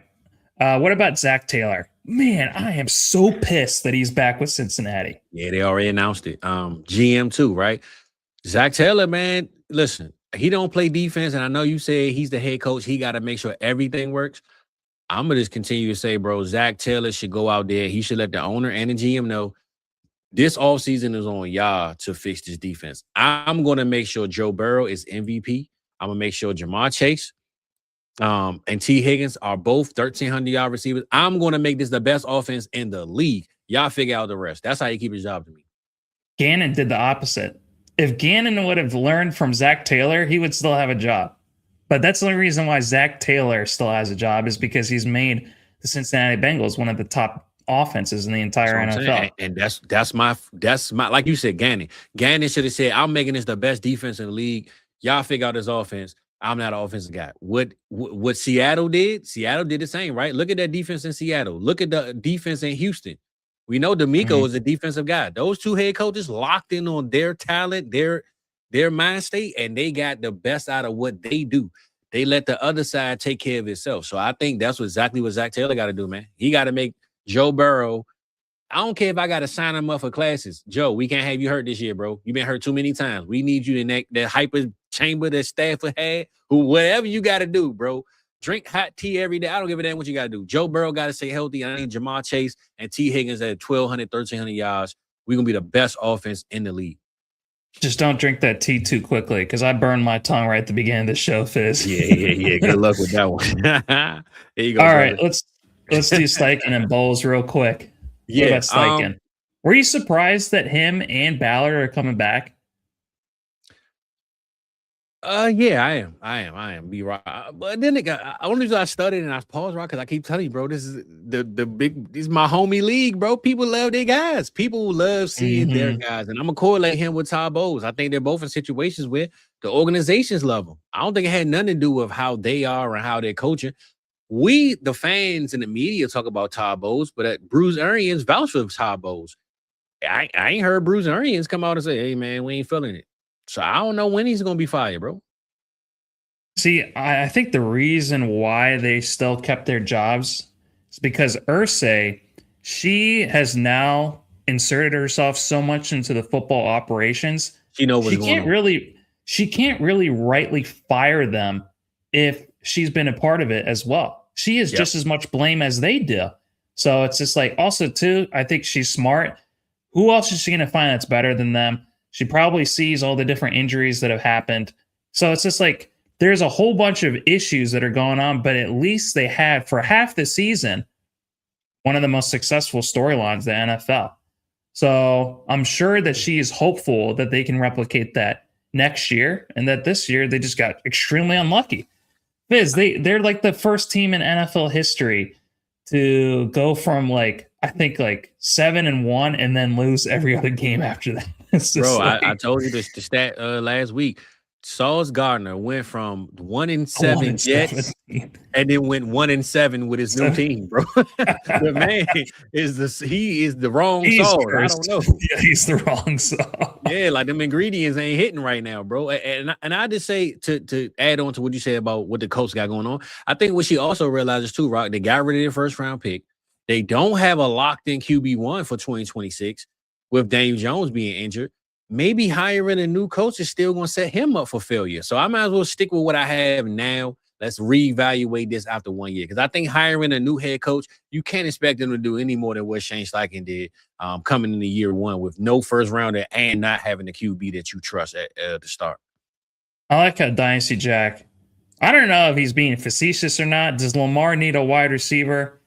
Man, why are you putting salt in the wound of something? Jack, I say this every issue.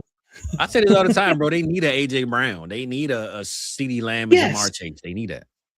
It's the most obvious thing of all time, Fizz. Yeah, you need it. Lamar needs a wide receiver like I need air, Jacks. Okay, it's just like we've known about this since the beginning of time. Okay, when Michael Clayton and Brashad Perriman, I could go down the list. Torrey Smith, and those are your wide receivers. That's a crazy list right there, bro. All receiver threes. Yeah, we're a tight end team. We got Mark Andrews, Dennis Pitta, Todd Heap. That's what we're known for, Fizz. Yeah. That's it. We've never had running backs. That's it. So yes, he definitely needs a wide receiver. I don't know if we're able to do that though. You seem incompetent when it comes to it. I'm with you. But yeah, right. Like I said, I think the coaching thing though with the hot seat, I think a lot of these guys are in positions and teams that the owners either like them or the situation is just bad or they want to see what's going to happen next. But I think they have at least a leash up to like halfway of the season. We saw Brian Dable get fired like week 6 or 7. I think if one of these guys got fired, it would be middle of the season next year. I don't see it happening on the offseason though. Todd Bowles, he just needs to draft a defense. Just go all in defense, man. That's your strength. Yeah, just get a defense. The offense is dead, man. You could maybe offensive line here or there, but the offense is clicking. We need some defense. All right, Fizz. Do you want to go to these New Year's resolutions and then end with the playoffs? Well, I just say this, right? I know you got the New Year's resolutions. I want to finish with week 18 and get a couple of these records, man. There's a lot of season-ending records I want to bring up, and then we'll get to the New Year's resolutions for the teams. We're going to do all of them. So, Myles Garrett, as you know, broke the sack record, man, 23, surpassing Michael Strahan.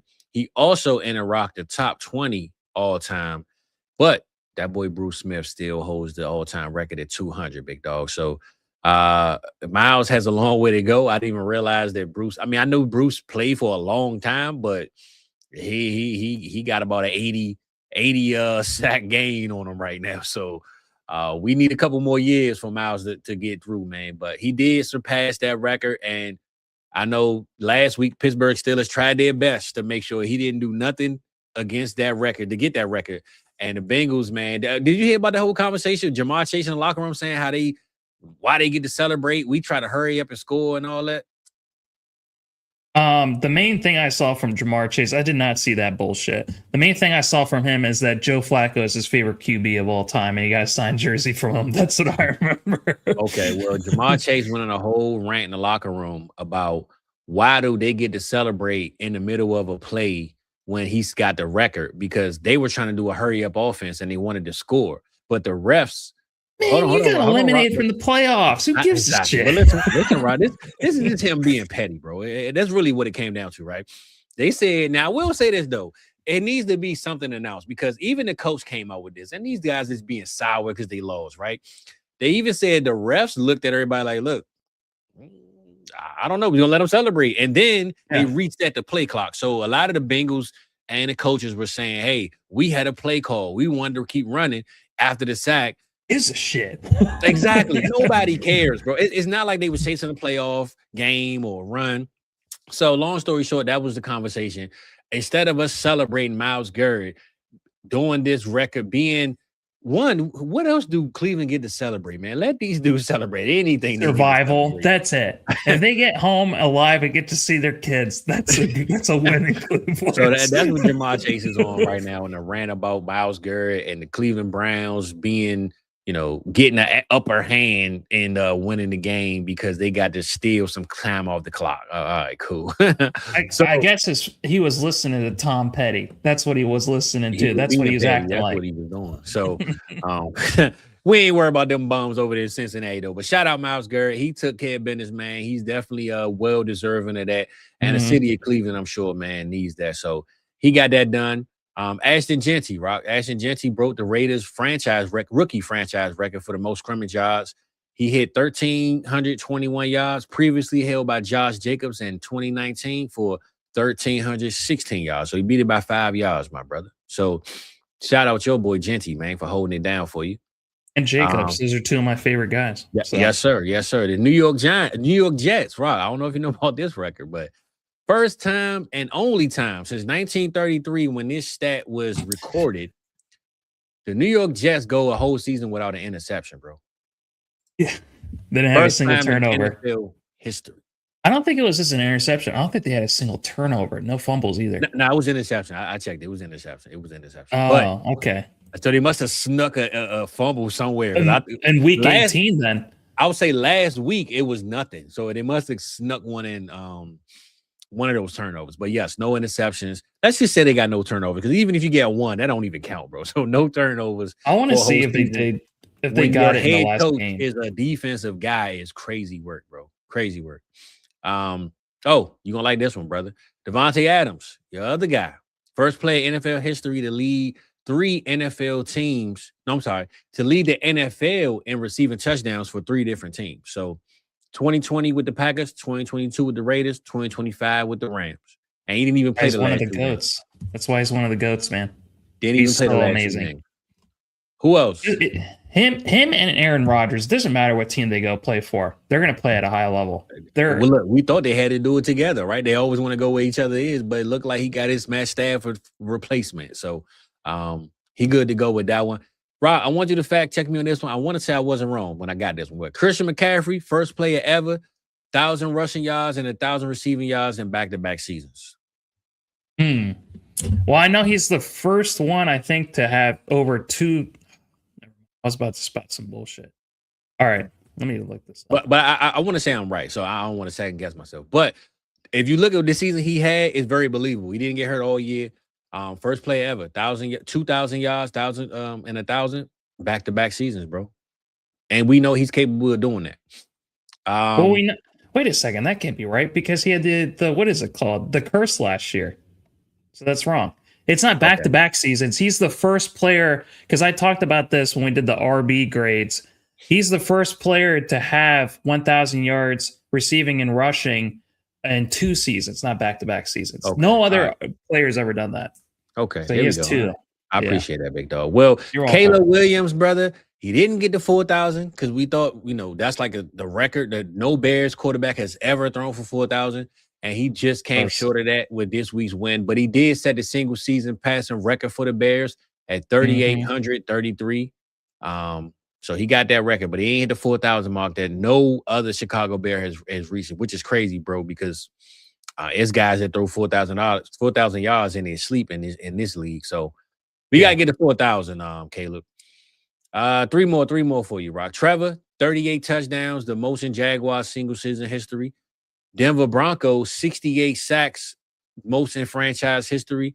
The Atlanta Falcons, Rocks, 57 sacks, the most in franchise history. So they broke the record and fired the defensive coach. So maybe they won't get as much sacks, but they'll figure out what else is going on. So those are my records that I got for now. I broke a record for saying how many records was broken. I just broke my own damn record. But we're going to go ahead and get started, Rock. The New Year's resolutions for each team. We did have that in the mix. Let me know something, brother. All right, let's start off with the AFC North, Fizz. Let's talk about the Browns. What's going to be their New Year's resolution? We're just going to go through teams that didn't make the playoffs. So. Okay, cool. Trust the process, bro. Trust the process. I think they went through a coach situation where he had a lot of what he wanted to implement and nobody else bought into it. So I think their New Year's resolution is to find their guy and trust their guy. For me, I think their biggest New Year's resolution with who they want to be their figurehead of their franchise and their next head coach, and also in their QB as well, so find someone that's going to be able to inspire, have positivity, that is not going to get dissuaded just from the negative situations that Cleveland is just so used to. I think they just need some positive juice in that building, Fizz. Someone that can just give the middle finger to their whole culture of losing, be like, I don't care what you guys have done in the past before. Yep. We're going to start winning. And if we lose, we're just going to laugh it off and be able to move on to the next one. I just want someone who could battle through that. So For sure. What about the Bengals? Trust the process again, bro. Trust the process of the coach saying, hey, I'm going to do exactly what you hired me to do. Y'all figure out the rest. And I think the head coach saying that is basically him saying, look, I got my formula. I got my process. We drafted this the way I wanted it to happen. Why haven't we fixed the other side of it? So they got to trust the process of fixing what's broken. I think their biggest thing is they need to get some leaders on the defensive side of the ball.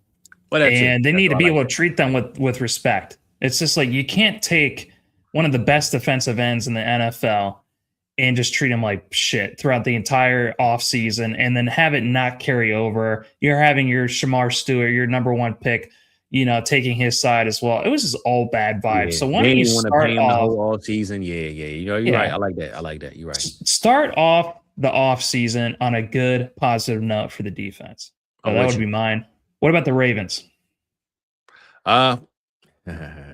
Philosophy, bro. Philosophy. They have to change. They have to rearrange. They can't go in with the same formula that's gotten them through these muddy waters for the last 20 years. They got to wake up tomorrow and in August or in April and change something. You know what I would like to see, Rock? And I'm going to say this.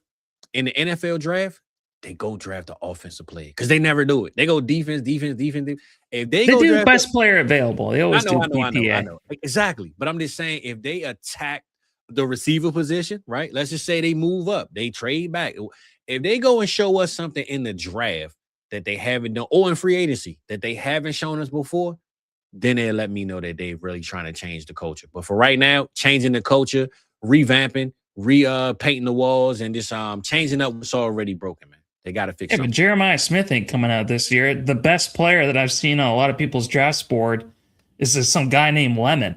So it's just is that who you want trading up for? Lemon's a dog. Hey, look, you get some lemon and some Raven juice, baby, you might be all right, So, hey, that yellow and purple ain't going to be too bad. I'm just saying they don't have to draft receiver. I'm just saying I want to see them attack something that we don't expect. Because when they draft the Kyle Hamilton and these guys, that's a Ravens pick. Like, we know that.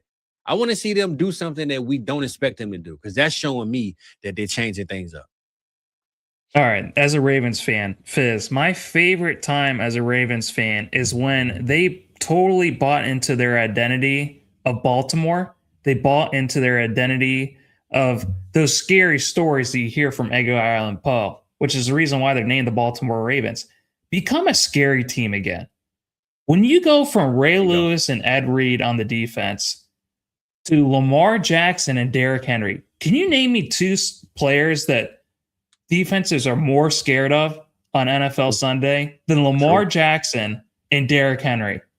Those guys did not show up this year as far as being able to put fear in opposing defenses. And Kyle Hamilton, all those players in the defense, go back to being scary and terrifying. Get that identity back. Oh, they got dogs on them teams. They do.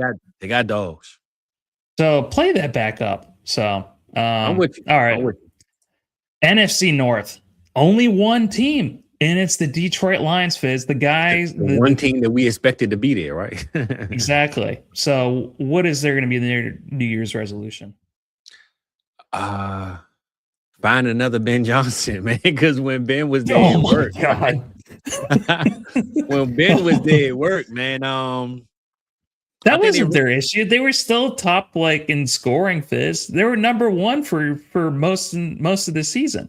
Yeah, but being top in scoring doesn't always work, brother. I can tell you as a Dallas Cowboys fan, that doesn't always work, man. I think because think about this, right? When Ben Johnson was there, they knew they had the philosophy. Midway through the season, the head coach said, man, let me call the plays now. Like they still didn't have structure. It was they went from third to first when that happened. Yeah, but it took time to kind of it was more so what I want to say, Rob. I mean, they suffered a lot of injuries too. I just say they I'm gonna say this, and I'm gonna close off on my side. They are the only team in the division. Oh, no, the Vikings didn't make the playoffs either, bro. Remember that. Vikings didn't make it either. Oh yeah, I totally forgot about that. Yeah, I know. Because you got me thinking about their only team. They are the only team out of their top two that didn't make it, which we expected to probably be better than both the Bears and the Packers.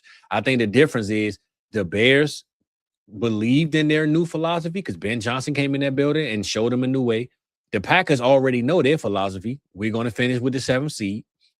And the Detroit Lions, they lost Ben Johnson. So I think you got to fully recover. I just think that was a marriage that they're still on a divorce with, even though the offense was still number one.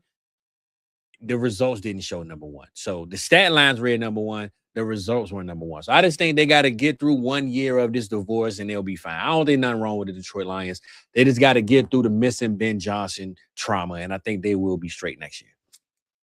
Yeah, I'll go back to the fact that their offense didn't really miss a huge beat. There were games where it felt like they were very, very up and down. Whereas it's like Jahmyr Gibbs, he either had 3 touchdowns and 200 yards or he had 20 yards. It's just there was way too much inconsistency. And I think they live and die by Jared Goff. So their year last year when they made a huge run, Fizz, Jared Goff felt like he was really feeling himself. He had all the confidence in the world. He was on the QB, the quarterback show. And it felt like the world was at his fingertips and he had all the support of his entire team behind him. This year did not feel that way. So it's just you want to criticize Jared Goff. You want to go back to that trade. You want to talk about, the Rams got it right. The Lions got it wrong. That's bullshit. It's just we saw how good this team could be where they could be unbeatable with Jared Goff. We've seen the highs of Jared Goff and now it'll still take them over 2/3 of the NFL QBs. So it has nothing to do with him, but confidence is a huge thing. I want to see his team rally behind him and put some confidence in Jared Goff for next year. That's why I think Ben Johnson had the confidence, bro. So I'm saying I think they're just dealing with a Ben Johnson divorce. I think once they fully get through the divorce, they'll be fine. I don't think they have to fix too much. Do you want to answer your Pop's question before we get into it? I would have said this, Pops, to add on to this question. The Lions got cheated out of a lot of games, man, with this officiating, bro. They had a lot of bad luck with the coaches. I mean, with the refs. It happened to them last year, too. It was critical situations. The Cowboys game. They played the Cowboys. Yeah, right. It happened twice. They played the Cowboys in the playoffs when Matt Stafford and Calvin Johnson was there. That happened when Romo was there, right? The refs just don't like Detroit. Blame Eminem, blame 8 Mile. I don't know, Pops. I just know the refs ain't feeling the Lions, all right? They ain't feeling them, man. Yeah, they're not. I try not to think about the officiating. I can't stand them. They're always these background characters that try to have the spotlight. So it's just stay in the background. Oh yeah. What about the Vikings? What's going to be their New Year's resolution? Pray that their quarterback's decision work. Because once that worked, everything, the defense didn't miss a beat. Justin Jefferson and the offense were still there, but they just pray that just J.J. McCarthy, or if they trade for somebody, draft, just pray that the next quarterback work. They were ready to go on vacation, Fizz, with this defense and this offense, and their flight never took off because the pilot never showed up with the QB. Yeah. This is terrible. Yeah. So, all right, AFC South, Titans. Oh, you got some more NFC. Oh, you got some more NFC teams, brother. You got the. I'm going north, south. Oh, okay. Trust me, my bad, brother. My bad. I want to make sure I didn't know you was on a flight routine. My bad. All right, I ain't changing course. You said AFC South. We talking the Colts? Titans. Oh, Titans. Okay. New Year's resolution would be get a head coach that wants to see his QB succeed. Get his QB a succeeding coach. Somebody that's going to work with the young guy. The reason why we took the number 1 pick with the quarterback is to make him the franchise. So let's get a quarterback that wants to create a franchise player out of him. Yeah. Yeah, you definitely need Cam Ward is one of the most talented QBs that we've seen come out of the draft for years. Let's get him a guy that's going to put him in the best position to succeed. And also, too, like you talked about with Kellen Moore and Shuck, someone that can relate to him, you know? Bro, one thing I learned about Cam Ward, you know, I had this Cam versus Shador thing, and I was on the Shador side. Cam Ward confidence is through the roof. Even when they look bad. Like, you know who he remind me of? And I'm not saying it's just because he's black, but he remind me of Anthony Edwards, bro. He's in a situation like Minnesota, the Minnesota Timberwolves, they weren't that good of a team. Anthony Edwards went there and made them that good of a team because his confidence just breathes it. Cam Ward looks and reminds me of an Anthony Edwards to me, where his confidence as a young guy is I'm still the best player, even though my team trash, and I'm going to figure it out. So shout out Cam Ward, man. I definitely, he earned my respect this year. 100%. So just get him a coach that believes in him the same way. Yeah. And before we go back to before we move on to the Colts, that question about the officiating has got me thinking. I hope that there's no NFL games in the playoffs because that's what we talk about every year, Fizz. Oh yeah. Every year in the playoffs, we don't talk about the what is it called? How the game went. Or a critical down at the very end, it's always this blown call by the officiating. So I hope to God that does not happen for these playoffs. So that's what I'm praying for. What about these Colts? What's going to be their biggest New Year's resolution? Find a QB? Oh yeah, 100% find a QB, bro. That's the only thing. Who's the QB that is going to be available? I know you're not a big fan of Marcus Mariota. Do you want Malik Willis in a Colts jersey next year? Who do you want? See, I know knock on Malik, man, but I think he has the right structure in Green Bay. I don't know if Steichen can give him, looking at what he did with Anthony Richardson. Though. Yeah, but don't you want him to start somewhere, or do you want him to stay in Green Bay? You don't want him to stay at backup, do you? Right. Just because players are good, don't mean they should be starters. And I'm not saying Malik Willis isn't a starter.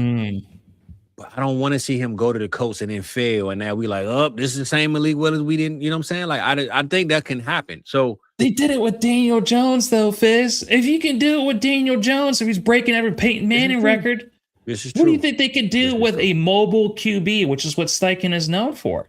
But Steichen ain't LaFleur either, though. He ain't Matt LaFleur, baby. That's all I'm saying. They had their strengths and they had their weaknesses. Matt LaFleur is also not Steichen either. Okay, so I'm asking, what about Mac Jones then? Because Mac Jones was hiding 49ers. I love Mac Jones. I want a mobile QB in Indianapolis, though. Okay. I want someone as mobile as Daniel Jones, Anthony Richardson. If we had to pick a free agent quarterback and we're not drafting one because we don't have the first pick, I'm going to give you Malik Willis. I would say Malik Willis is the right guy. And having Anthony Richardson behind them learning. Like that'd be a perfect, they both the same, around the same age. You know, they both were underdogs and underdog story. So I would like that situation for both of them guys. I wonder, because I haven't looked at the money. I don't know. Malik Willis is going to probably get the most money of any free agent QB this offseason. Don't you think? Daniel Jones got like what? He can get a lot. I mean, Malik Willis might get $15 million a year, maybe 2 years, $30 million. What? No, well, he's going to get way more than that. He's going to get way more than that. Justin Fields got 3 years, $40 million, and 30 of was guaranteed. So, 2 years, $40 million. So, let's say Malik Willis gets. He's going to get like 30 million. He's going to get 30 plus. He's going to get probably close to. Yes, he is. Because Fizz, look at these franchises that need a QB. It is tough, but it's just like. Is when you go onto the dance floor and everyone's already got a partner they're dancing with, you're going to look at Malik Willis and be like, all right, you know what? I'm going to overpay for your ass. I'm going to take you out to a really, really nice seafood dinner. And hopefully I can get some good action with you later on because everyone else has a partner, Fizz. It's Marcus Mariota. It's him. Tua. You have, what's his face? Picking up the sticks out of Arizona. Who's probably not Kyler Murray. Those are your best QBs, Fizz. Don't you think they're going to want to get Malik Willis? Hold on, bro. I'm looking at right now to see. You can go ahead, keep going. I'm just give me 1 second. I'm looking up what should an average What's the top QB The market? top QBs on average are getting paid between like $45 and $55 million. And Justin Fields had $20 million. So that's why he's going to be in the 30 to 40 range. Yeah, all right. Yeah, I think you're right, bro. That's tough. And I'm gonna say this: the reason why I believe that you could be right, though, because think about it. The owner, what you just said, the owner believed this year was the year. Didn't work. They traded with their first round pick. She might not spare no expense. She might pay top dollar to a Malik Willis because, hey, we got no time to play around. We don't want to lose you to another team. Let's lock it in. So I'm with you. He might get, let's just say 2 years, $55 million. What do you think about that? 2 years, 55. Yeah, I think I don't think he's going to do that. I think he's going to get closer to 3 years, over $100 million. If Kirk Cousins can get 3 years, $100 million off a torn Achilles, Fizz, you don't even think Malik Willis is going to get more than that? Huh? Sam Darnold got it. Sam Darnold got a 3-year, $100 million deal. But Sam Darnold and Kirk Cousins actually played full seasons the year prior, and they took their teams to playoffs, though, bro. Like, Kirk Cousins took Minnesota to playoff runs. Sam Darnold took them to, you know what I'm saying? I don't know. The pickings are slim. They are. So. Yeah, they are. I just say this. I believe I'm going to go 3. All right, now that you trying to make me come up with some stuff. 3 years, $66 million. All right, we're going to keep it with that. No shot. 66. No shot. All right. All right, let's move on. NFC South. All right. Let's talk about the Saints. What's their New Year's resolution? To keep building. Keep doing what we're doing. We got a good close out of the year. Let's keep the momentum going. Add on to what we already built. Yeah, I think they're going to stay under the radar. And that's what they've done. They haven't made a whole bunch of noise because they're trying to figure out what their whole philosophy, what their whole system is going to be for long-term success.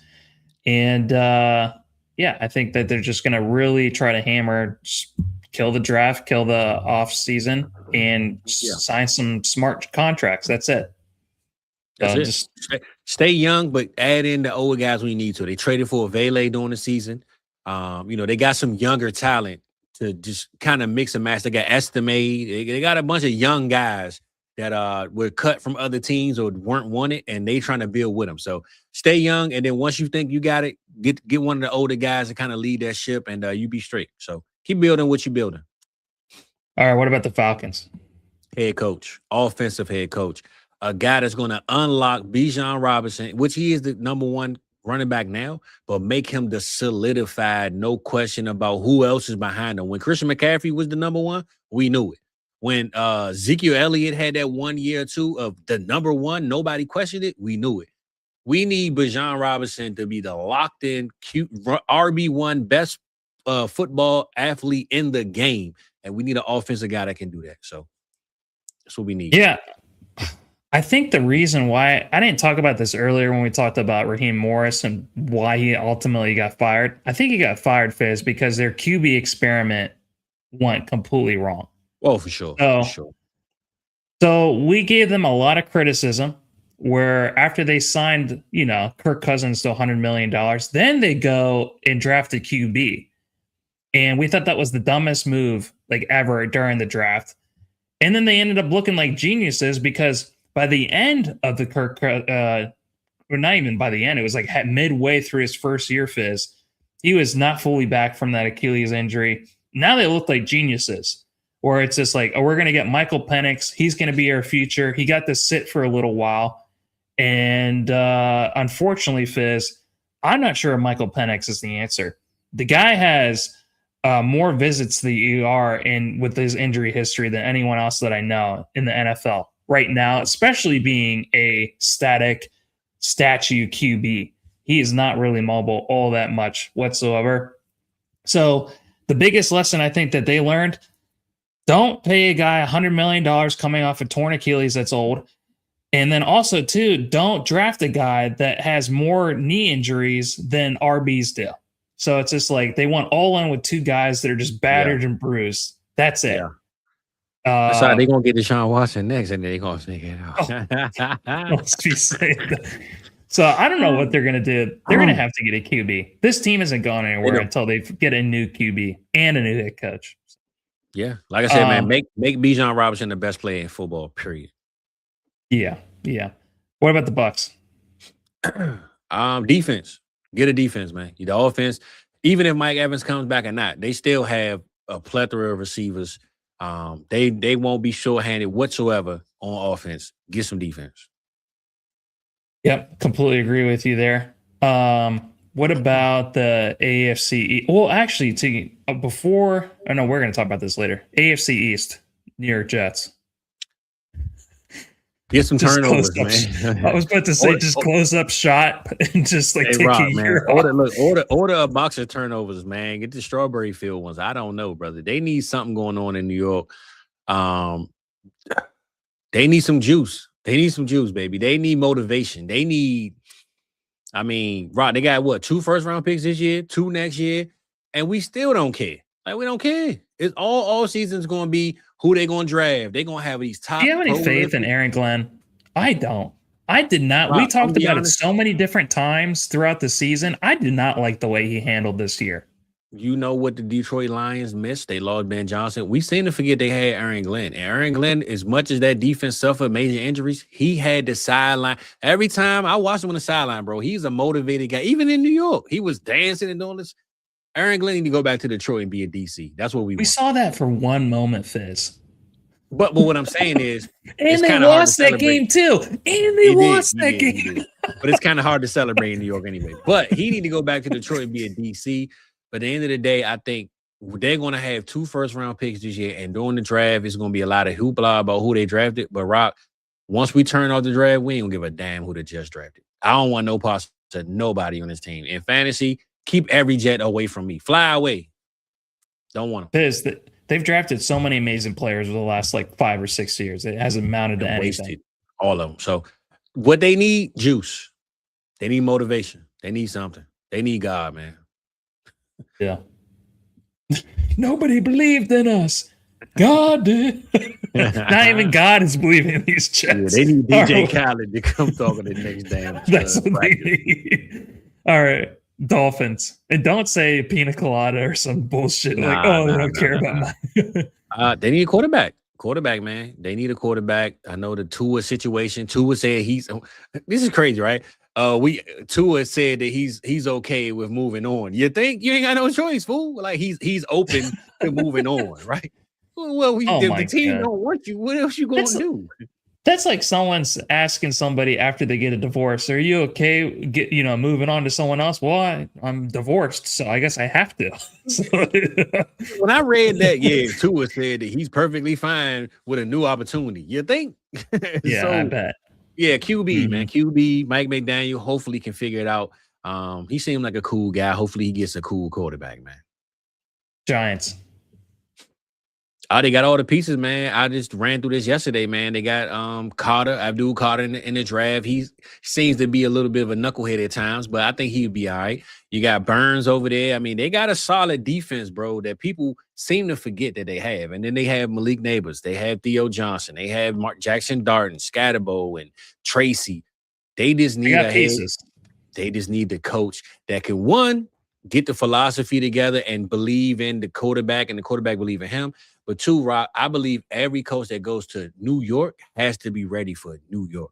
Because I think people tend to forget that the New York media is something that people as human beings might not be ready for, and especially a head coach at an NFL franchise. So this coach got to be mentally strong to handle what's going to happen when he gets to New York. So they need a real head coach to be. Who do you want it to be? Number 1. Because this is the best job. Yeah, 100% the best job. And to be honest, right, I don't know, man. This isn't last year, like you said. This isn't Liam Cohen, the Liams and I said Liam and Johnson's. Cohen. No, you're talking about last year's draft cycle. It's not the same draft cycle. Do you want Cliff Kingsbury out there? I heard Cliff Kingsbury might be the number 1 guy for the Vegas job, man. I'm hearing that. So we'll see, man. It's tough though. I'm torn apart there. Cliff, my dog, man. Though? Let's get Cliff in New York, baby. I would love to see that. Let's get Cliff. I'm saying Cliff. You know who I want? Who?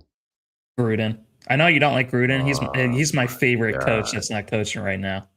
But he might be like Pete Carroll. He might be like the NFL's He will. He be fired in 1 year. yeah. He be fired in 1 year. Yeah, that's the only thing. Get John Gruden back to Vegas. We don't care about them. Let him mess them back up. I don't want him to go back there. He's already fucked it up once. Yeah, exactly. What you think gonna do? The only coach that's been fired twice by the same franchise. Let's get Cliff in New York, baby. That's what I'm rolling with. Giants. All right, let's talk about your pop's favorite team. Commanders. They need to. Well, another team like the Baltimore Ravens that didn't make the playoffs. They needed that. Because last year was a facade. I was saying it for a long time, Rob. I really didn't see them in the playoffs this year because I thought last year was just they reached the top of what they were going to get out of their roster. This year, the age showed, the philosophy showed, injuries happened too. That happened everywhere, right? So Jaden, you know that Jaden went 2-5 this year? I didn't know that. Yeah, it was bad. It wasn't Marcus Mariota playing the whole year. I mean, bro, but let's just be real. Like I said, the pieces around him weren't going to get him where he needed to be. And I felt that coming into the season. It looked good last year. Shout out Bobby Wagner because he is the only out of 3 QBs. I mean, no, I said QBs. 3 linebackers in history. Ray Lewis, Brian Fletcher, and Bobby Wagner are only running linebackers that hit 200 tackles in a season or something like that, Rob. Wow. Yeah. That's crazy. Two of those guys played in Washington, Fletcher and Wagner. And Bobby Wagner can't even run fast anymore. The fact that he got to 200 tackles is huge. Bro, now think about it. Ray Lewis played in Baltimore. They both played Baltimore and DC. Like, damn, this must be something going on in the air around here. But Bobby Wagner, Fletcher, and Ray Lewis, the only 3 linebackers in history, 200 yards and 200 tackles in a season. So shout out those guys. But I'll just say this, bro, to move on from the Commanders, they have to get structure. I know you said they don't have no draft picks. They got rid of them. Now I don't think this year, bro, I'm not going to count them in for the playoffs this year. I really not. I think that they're going to go through a process of trying to figure out and build on what they need to fix. So free agency, they have money. Picks, they don't have a lot of. I just think they got to go through another year of trying to figure it out. But I don't see them at their top this year like they were 2 years ago. Yeah.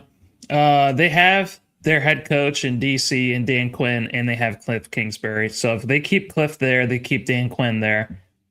Dan Quinn needs to worry about the defense, and then Cliff needs to worry about the offense. And it's going to be tough without draft picks. But I would like them to be able to surround Jaden Daniels with some younger weapons. You got Zach Ertz tearing his knee. That's the last we're going to see him. You got Deebo Samuel, who looked great in the first half of the season, completely fell off after that. And Terry McLaurin was a no-show for most of the year.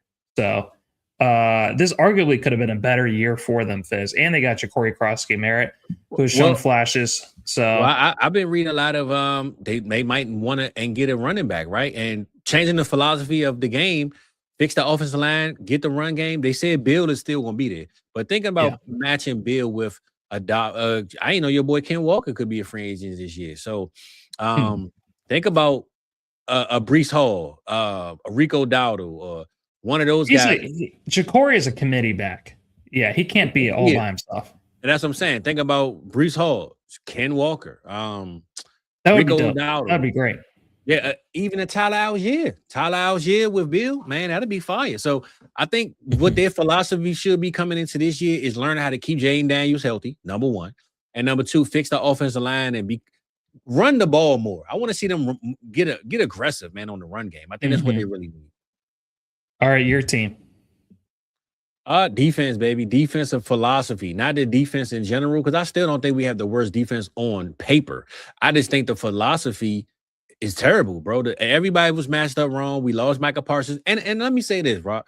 Losing Micah Parsons right before the season started, it wasn't like this happened in May and April. This happened right before the season. I think it was just a shocker into the whole organization, and it never fixed itself.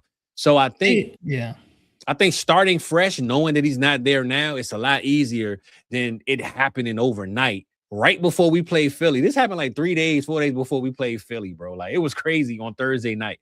So the fact that we lost him like literally a week or 2 before the season started, I think it was just a shocker. It threw everything off. And I think we need a DC that knows what he has coming in to the season.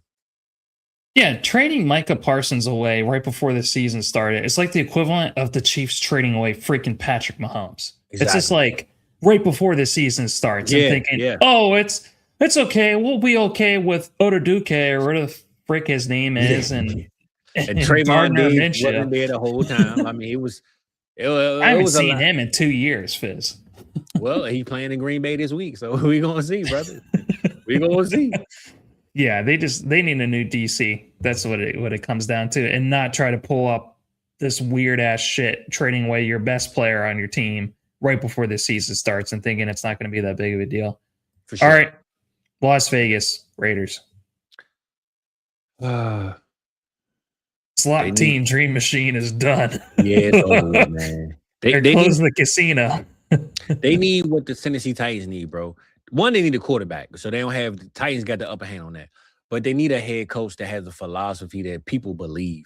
I think Pete Carroll was just, again, 1 year out of the game is a long time out of the game. And you got to prove to these young guys. Think about their talent, bro. Half their offenses, they got rid of Jacoby Myers. Now everybody young. Brock Bowers young. Ashton Genty young. Jack Best, who did nothing, young. Thornton young. All these guys are young guys, man. And they drafted more of their offense than they had signed. So it's no elders on this offense to really understand what's already happening. So they got to get a young guy, a young-minded, young-thinking guy that can, to me, kind of fit in and show them, hey, man, I'm here with y'all. I'm learning. I'm growing with you. I just don't expect winning out of this Raiders team in year one of this new head coach. Whoever is I know Gov is a Raiders fan. I'm sure if they win 4 games, he'll be happy with that. You know what I'm saying? Like I don't want fans to say, "Hey, man, the Raiders still trash." Bro, I expect them to be trash no matter who they sign. So they need somebody that's gonna ride or die with them though through the end. Like let's win, let's lose, but let's do it together. The Raiders are so bad. They need someone of Bill Belichick's pedigree to turn this franchise around. That's like they need someone like Mike Vrabel to come in and completely change everything around, because it's just you can't just bring in a young guy that doesn't have an experience, because he could just get eaten alive. With how talent devoid this team is, they need to trade. My New Year's resolution for them: they need to trade Crosby. They need to get 2 firsts for him. I think so too. Yep, I'm with you. So that's they need to really just try to figure out the talent on this team. Is Spytek still there, or did they get rid of his ass too? A lot of this is his damn fault, between the coaching hires and the QB and everything. Yeah, I heard about the OC and the head coach. I ain't here. Yeah, I don't know. It's a good question. Golly, yeah, you can get rid of his ass too. Trade Crosby, bro. Get rid of Crosby. Get you some picks. Save some contract money. I think that's figure it out for me, man. This one is one I never thought I would say. What do the Chiefs need to do? Get Andy Reid some cheeseburgers, baby. That's shout out Andy Reid. That's his thing. That's his thing whenever he's sad or if he's happy. I think the Chiefs got what they needed already. They needed to be this. They needed punched in the mouth. Yeah, I think they got what they needed already. I think now in 2026, once Pat is healthy, you get back to doing what you do. So I think they already got what they needed. They need a run game. How about that? Let's get them a freaking run game. Now that dude, Breece Hall, Ken Walker, a lot of these names I'm reading, Alvin Kamara, some guys out there, man. Let's get it done. Cardinals. This is the last one. You need a lot. I just say that. A lot. They need some Mayflower trucks and ship their team off to a different state. The reason why I can't give you one answer though, Rock, because we don't even know what Kyler Murray's situation is there. We don't know what Kyler Murray's situation. We don't know who the head coach is. We don't know. Hopefully it's over. But that's my point, right? I could easily say, well, they got a QB and this and that. They need to fix the defense, but they might not have a QB. So what about you did Jacoby? You were just giving him flowers for how great of a year he's had, and he's done awesome. I love Jacoby, but the problem is you can't sign Jacoby and move Kyler, bro. I don't see you naming Jacoby as your franchise quarterback. Yes, you can. You can sign him for a 1-year deal and then, ship off Kyler Murray. But when I say sign him, I meant like to an extension, like 2-3 years. I'll say this. Fine. If you get rid of Murray, you have to get a first-round type pick. You sign Jacoby and then draft that guy to sit behind Jacoby. That's the only way it works to me. I don't think they're getting any picks. I don't think they're going to sign him. I think that they're going to literally cut ties with them. Kyler Murray. Damn. I don't know about that one, brother.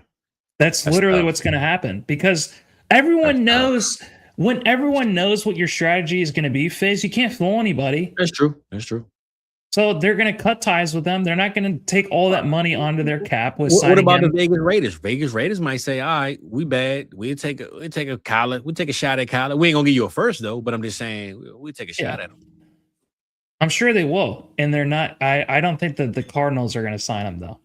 I think there's been too many years of bad play and bad blood between Kyler Murray and the Arizona Cardinals that they're going to sign him. I just don't think so. And also, too, with Jacoby, do you know how many franchises, Fizz, would kill to have someone like Jacoby Brissett on their franchise, keeping them in games? He's kept them in every single game. He's won them games. Well, I say this. They need help. They're going to sign him. Maybe they give Raheem Morris and then let Kyler do his thing. I don't know, man. I'm done with the Cardinals, brother. I don't know, man. I don't know. Oh, I almost thought, who was it that was there before? Was it Vance Joseph?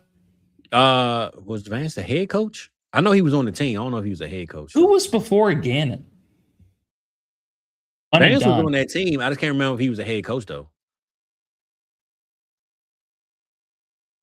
I don't remember if he was a DC or if he was a head coach. Oh, it was Cliff Kingsbury. How the Cliff? Yeah, that's right. Yeah, Cliff. Yeah, Cliff. Because he had Kyler and Ertz and all them. Oh, beforehand was Steve Wilkes, and beforehand was Bruce Arians. Okay, but Vance, I believe, was a DC on one of those teams, though.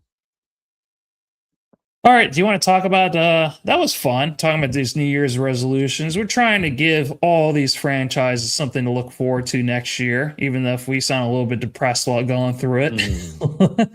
How about we talk about these playoff matchups? Yeah, let's go. We ain't gonna go too far because I ain't realized we almost 2 hours in. So let's give our predictions more so than our analysis. So Rams versus Panthers. Looks like that's the first game, January 10th, 4 p.m. Eastern time. Just give me one sentence. How the Rams win, how the Panthers win. Just the way that we were just breaking down these teams. I like that. I like that. Yeah. How do the Rams win? Rams win by just doing what they do. Nothing else. Don't change nothing. Do what you do. The Panthers win by playing hard, playing tough, and getting that one turnover that matters, man. That interception, that fumble, whatever it is. Just getting that extra turnover differential rate. That's how they win the game. But the Rams win by just doing what they do. The Rams will win if Kyron Williams and Puka Nacua have their self a game. I think if Devontae Adams comes back, I think that will be huge if he comes back healthy. They'll just overwhelm the Panthers. Panthers will win if they get more than 15 yards rushing, like they did against the Buccaneers. Their run game and Bryce Young has just been completely gone the last 2 weeks. Yeah. So hopefully the Panthers don't fold. And they get a run game going against the Rams. I think that's the best bet. Good luck to them and Jake. How about the Packers and Bears? And I will just say, bro, I don't know if you know this, but every game is on different channels. So the Packers Bears is on Prime, it looks like. So I don't know if they're gonna show it on regular channels, but it is on Prime for those that have Prime, just to let you know. But Packers and Bears. Packers gotta win. By this playing, they got to play defense. That Micah Parsons not being there is going to be the key factor. So they got to find an extra guy. That Trayvon Diggs, maybe Diggs gets a pick six, maybe gets a big play. They got to play deep, huh? I said that'd be crazy. Yeah, I mean, 1 week. But that's what I think they need. Micah Parsons isn't there. They need one play to just step up to be that X factor because I think the Bears, who I'm gonna go to, the Bears are a turnover away from losing most games. I think the Bears skate through a lot of games and they cause a turnover and end up losing. So the Packers just need that one turnover, man, the differential to win that game, that big play from a defensive guy to me. And the Bears to win the game, Caleb got to do what he do. I think they already beat the Packers once this year. And they played twice. So I think they were 1-1. But the Packers just got to do what they've been. I mean, Bears got to do what they've been doing, man. Score points. Keep scoring. Last week they had an off game, but I think that was just the end of the season blues. Playoff time is here, man. They got to act like they've been here before, even though they haven't. So You can't show that the Packers, they've been here before us. They know what to do. No. Ben Johnson was just here last year. He got to carry over all the knowledge from all the routines and waking up schedules and all this mess that they do in Detroit last year for the playoffs. Bring it over to Chicago and remind them we've been here before, even though we haven't. The Packers will win this game, not on the back of Jordan Love, who has been one of the most efficient QBs since he's been the starter in Green Bay. They will win it if Josh Jacobs shows up. And they are one of the most dominant run teams, and that's what their core identity is. Just run through this Bears defense. That's not all that good, Fizz, especially if they're not getting turnovers.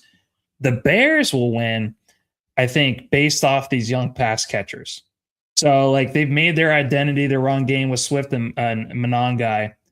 But if Caleb Williams has Luther Burden, who's taken off the last couple of weeks, Colson Loveland, who they drafted very high and has looked very talented.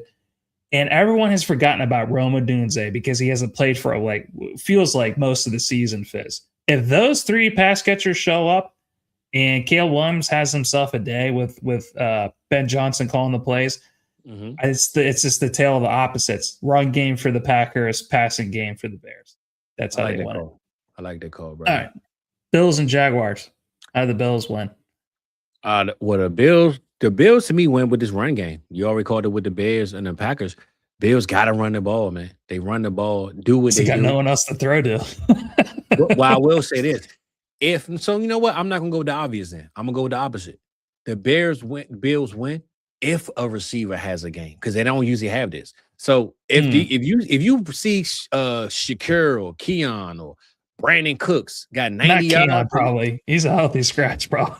If they got 90-something yards and it's the third quarter and Josh Allen got 200-plus yards, that's when you know the Bills should be winning because they don't win games like that. So, or they usually don't play games like that. So if the Bills do something on offense that they usually don't do, then they should be winning that game because they even had to use a run game like they usually would.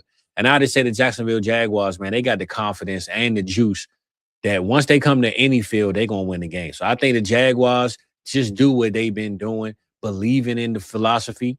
And Travis Etienne, man, let's get him back because he ain't been in the top leading of scores and fantasy for the last couple of weeks. Travis Etienne go out there with a big run, 60 yards, 70 yards, or 100-plus yard game, they can win this game.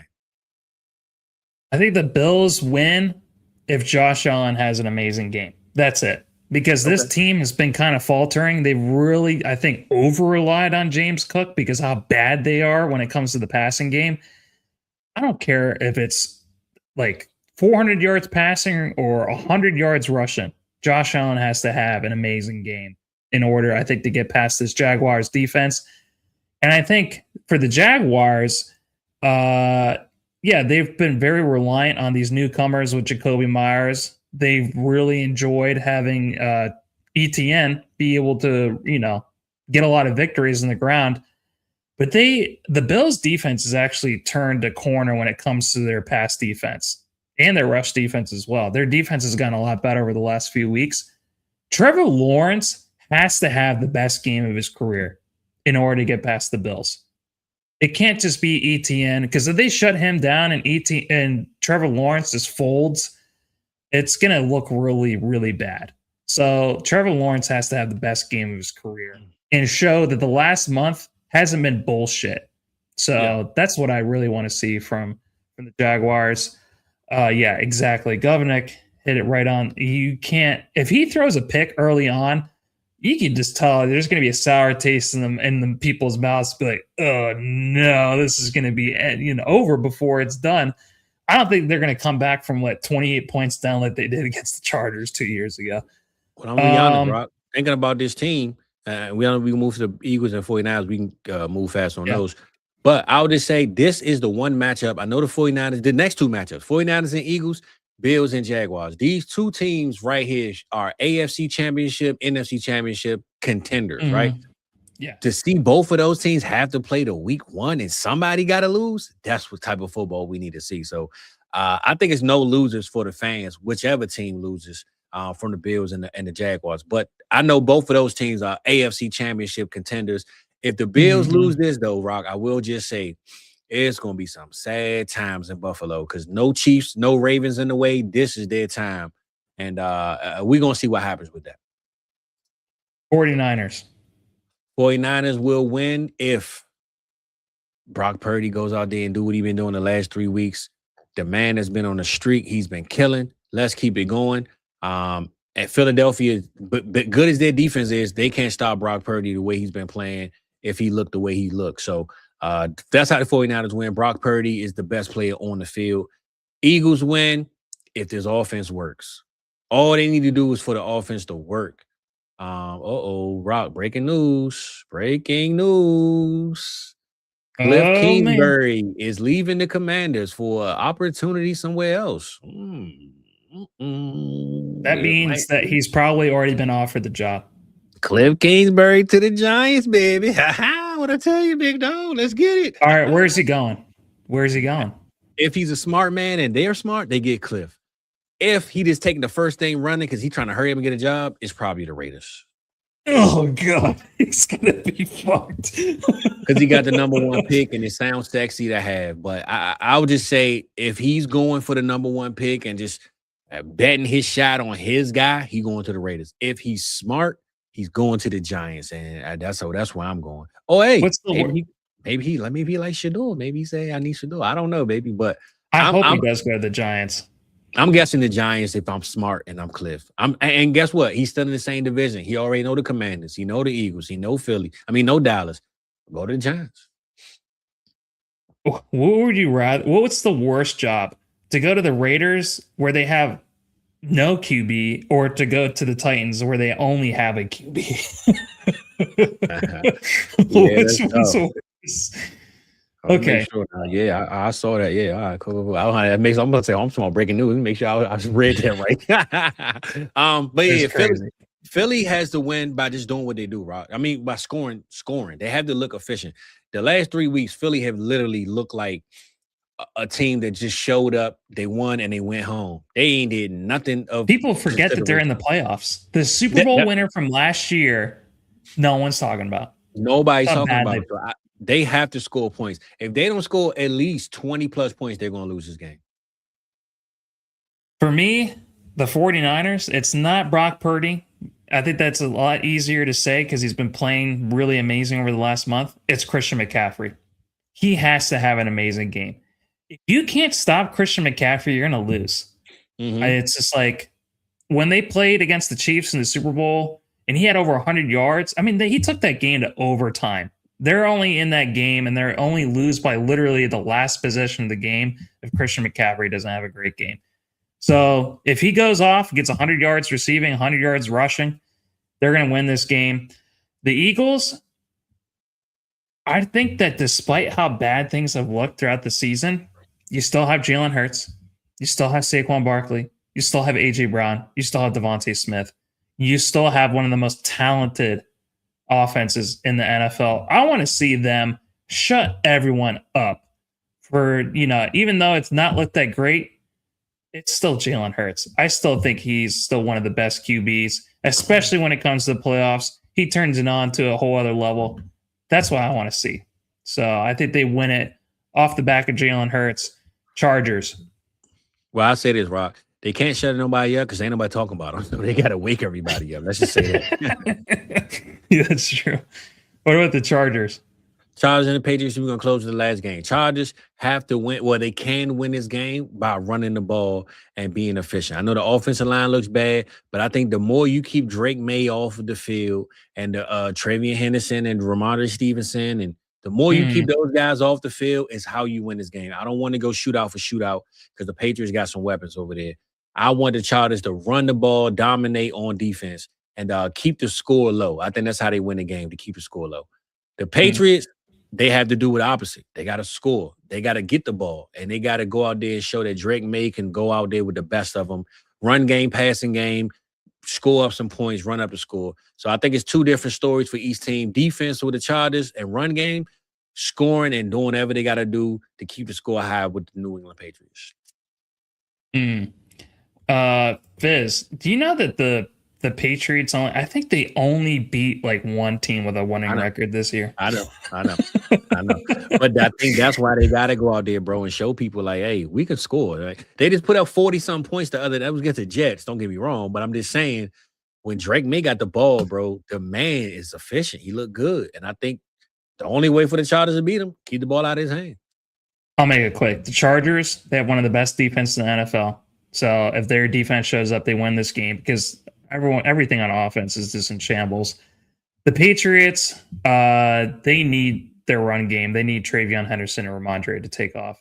I want Diggs to be able to show up and have a huge game too, but I don't think that's going to happen with these defensive backs for the Chargers. So, yeah, defense, Chargers, Patriots, it's going to be run game. All right, really quickly, Texans, Steelers. Texans, defense, I think that's just how they win this game. They have to do like what the Cleveland Browns did against the Steelers, where you're so worried about Aaron Rodgers and these two defensive ends trying to kill their QB. And then the Steelers, I have no idea. I don't know how they ended up in the playoffs, Fizz. Right. I'm gonna tell you. Texans win by playing defense. Steelers win by doing voodoo. That's the only way they win this damn game, okay? Aaron Rodgers need to go call Cleo, Miss Cleo or whoever. Get some damn dolls made and poke them up. All right? That's the only way they win this game. The Texans defense is probably the best, if not the top two in the league. If they allow the Pittsburgh Steelers to score one touchdown, let alone two, this game is really rigged, it's fixed, and I don't want to see no more of it, man. So Houston Texans should dominate this game. Dominate. And I can't wait to see if the Steelers win. That would be so crazy. Yeah, it's rigged. It's rigged if they lose this game, bro. I'm sorry, man. I'm sorry. Well, that's all I got for us, Fizz. Yeah, that's all I got too, brother. We actually got another recording to do. Hey, man, we doing overtime, baby. We went 2 hours here. We about to go another hour, some change next. But that ain't these people problem. And that one is pre-recorded, y'all. So we won't have a link out for that. But let's just say it's the wrap up, man. End of the season, regular season, 2025, week 18. We got through it, Rock. This is our first full season, first regular season, got all the way through. Now we got playoff time, man. You know, we're going to learn and worry about how to balance out our time through this whole break because, you know, if people want to see us, we want to be able to be seen, but we also got to make sure, man, we get our mind right because it's been a grind, baby. We've been working, we've been cooking. So we appreciate y'all, though, man. The regulars, the ones that's always here, and even the ones that just watch and don't comment, man. We still appreciate you. But, Rock, man, close us out, man, with a good word. I might drop a word or two, and we're going to sprinkle on to the next one, big dog. Well, I'm gathering my thoughts right now, Fizz. So if you have a word of wisdom, I didn't write this one down. So well, I never write mine down just to let you know, brother. But I just say this. I didn't have one, but I just say one because I was going to think about it as I was going along. I'll just say the one thing I've learned through this process, Rock, and going forward next year, I want to always try to reinvent myself. I don't never want to be the same. I never want to come to you guys every week and me and Rock put on the same uniform because I think that gets stalled out. You know, we tend to forget like, I'm here for the guys, but I don't want you to feel like you here just because it's me. I want you to actually enjoy the show we're putting on. So I'll just say going forward, man, we're going to definitely redesign things. We're going to give you guys some different looks. We want to rebrand, recreate ourselves. But at the end of the day, to go on a more personal note, I want to look myself in the mirror and also know that I tried everything that I wanted to try. I didn't look forward. I didn't look backward and say, damn, I could have did this. So when you wake up tomorrow or when you hang up off this stream, man, make sure you look yourself in the mirror or look at your phone and say, I'm going to do everything I can to be the best me. I know I said it's my version of me all the time. That's my number one thing. But I will just say, Rock, every day people looking at us on their phone. They watch social media on their phone. A lot of us today are living in our phone. Let's just try to live it in reality. You feel me? So scroll through your screen, watch us if you got to, but don't live on your phone because your life ain't in your hands. Your life is outside. It's in your eyeballs. It's in your heart, baby. So always live life through the heart and not through your hands. And I'm going to leave you with that one, big dog. Yeah. Don't get that crink in your neck, Fizz. You know, that's what it's going to be on the evolutionary chart. Have you seen those ones where now we're just looking like this? Yeah. Bro, we live in our hand, not in our heart. So let's get our head up, get our neck straight, fix your posture a little bit, and let's walk straight, baby. We ain't going to keep looking down no more. Can't see where you're going if you're looking down, Fizz. You got to look ahead. So there we go. For me, it's don't just have friends who can celebrate your wins with you, Fizz.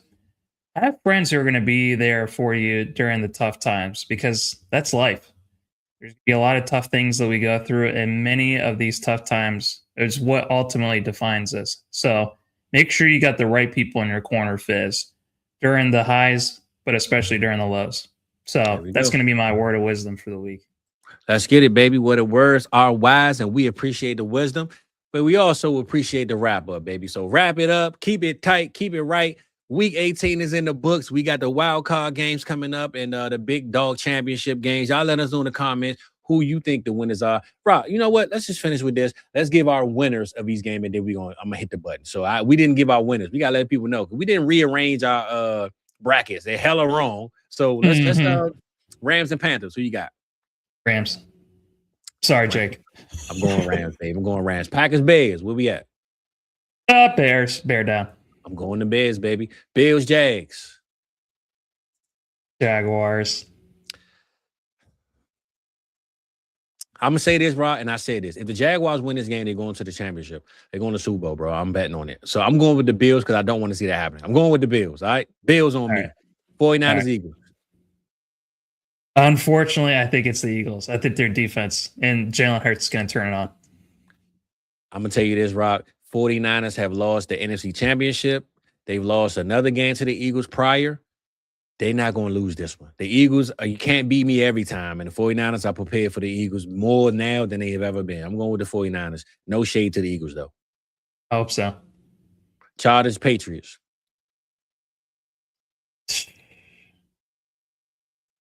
Patriots.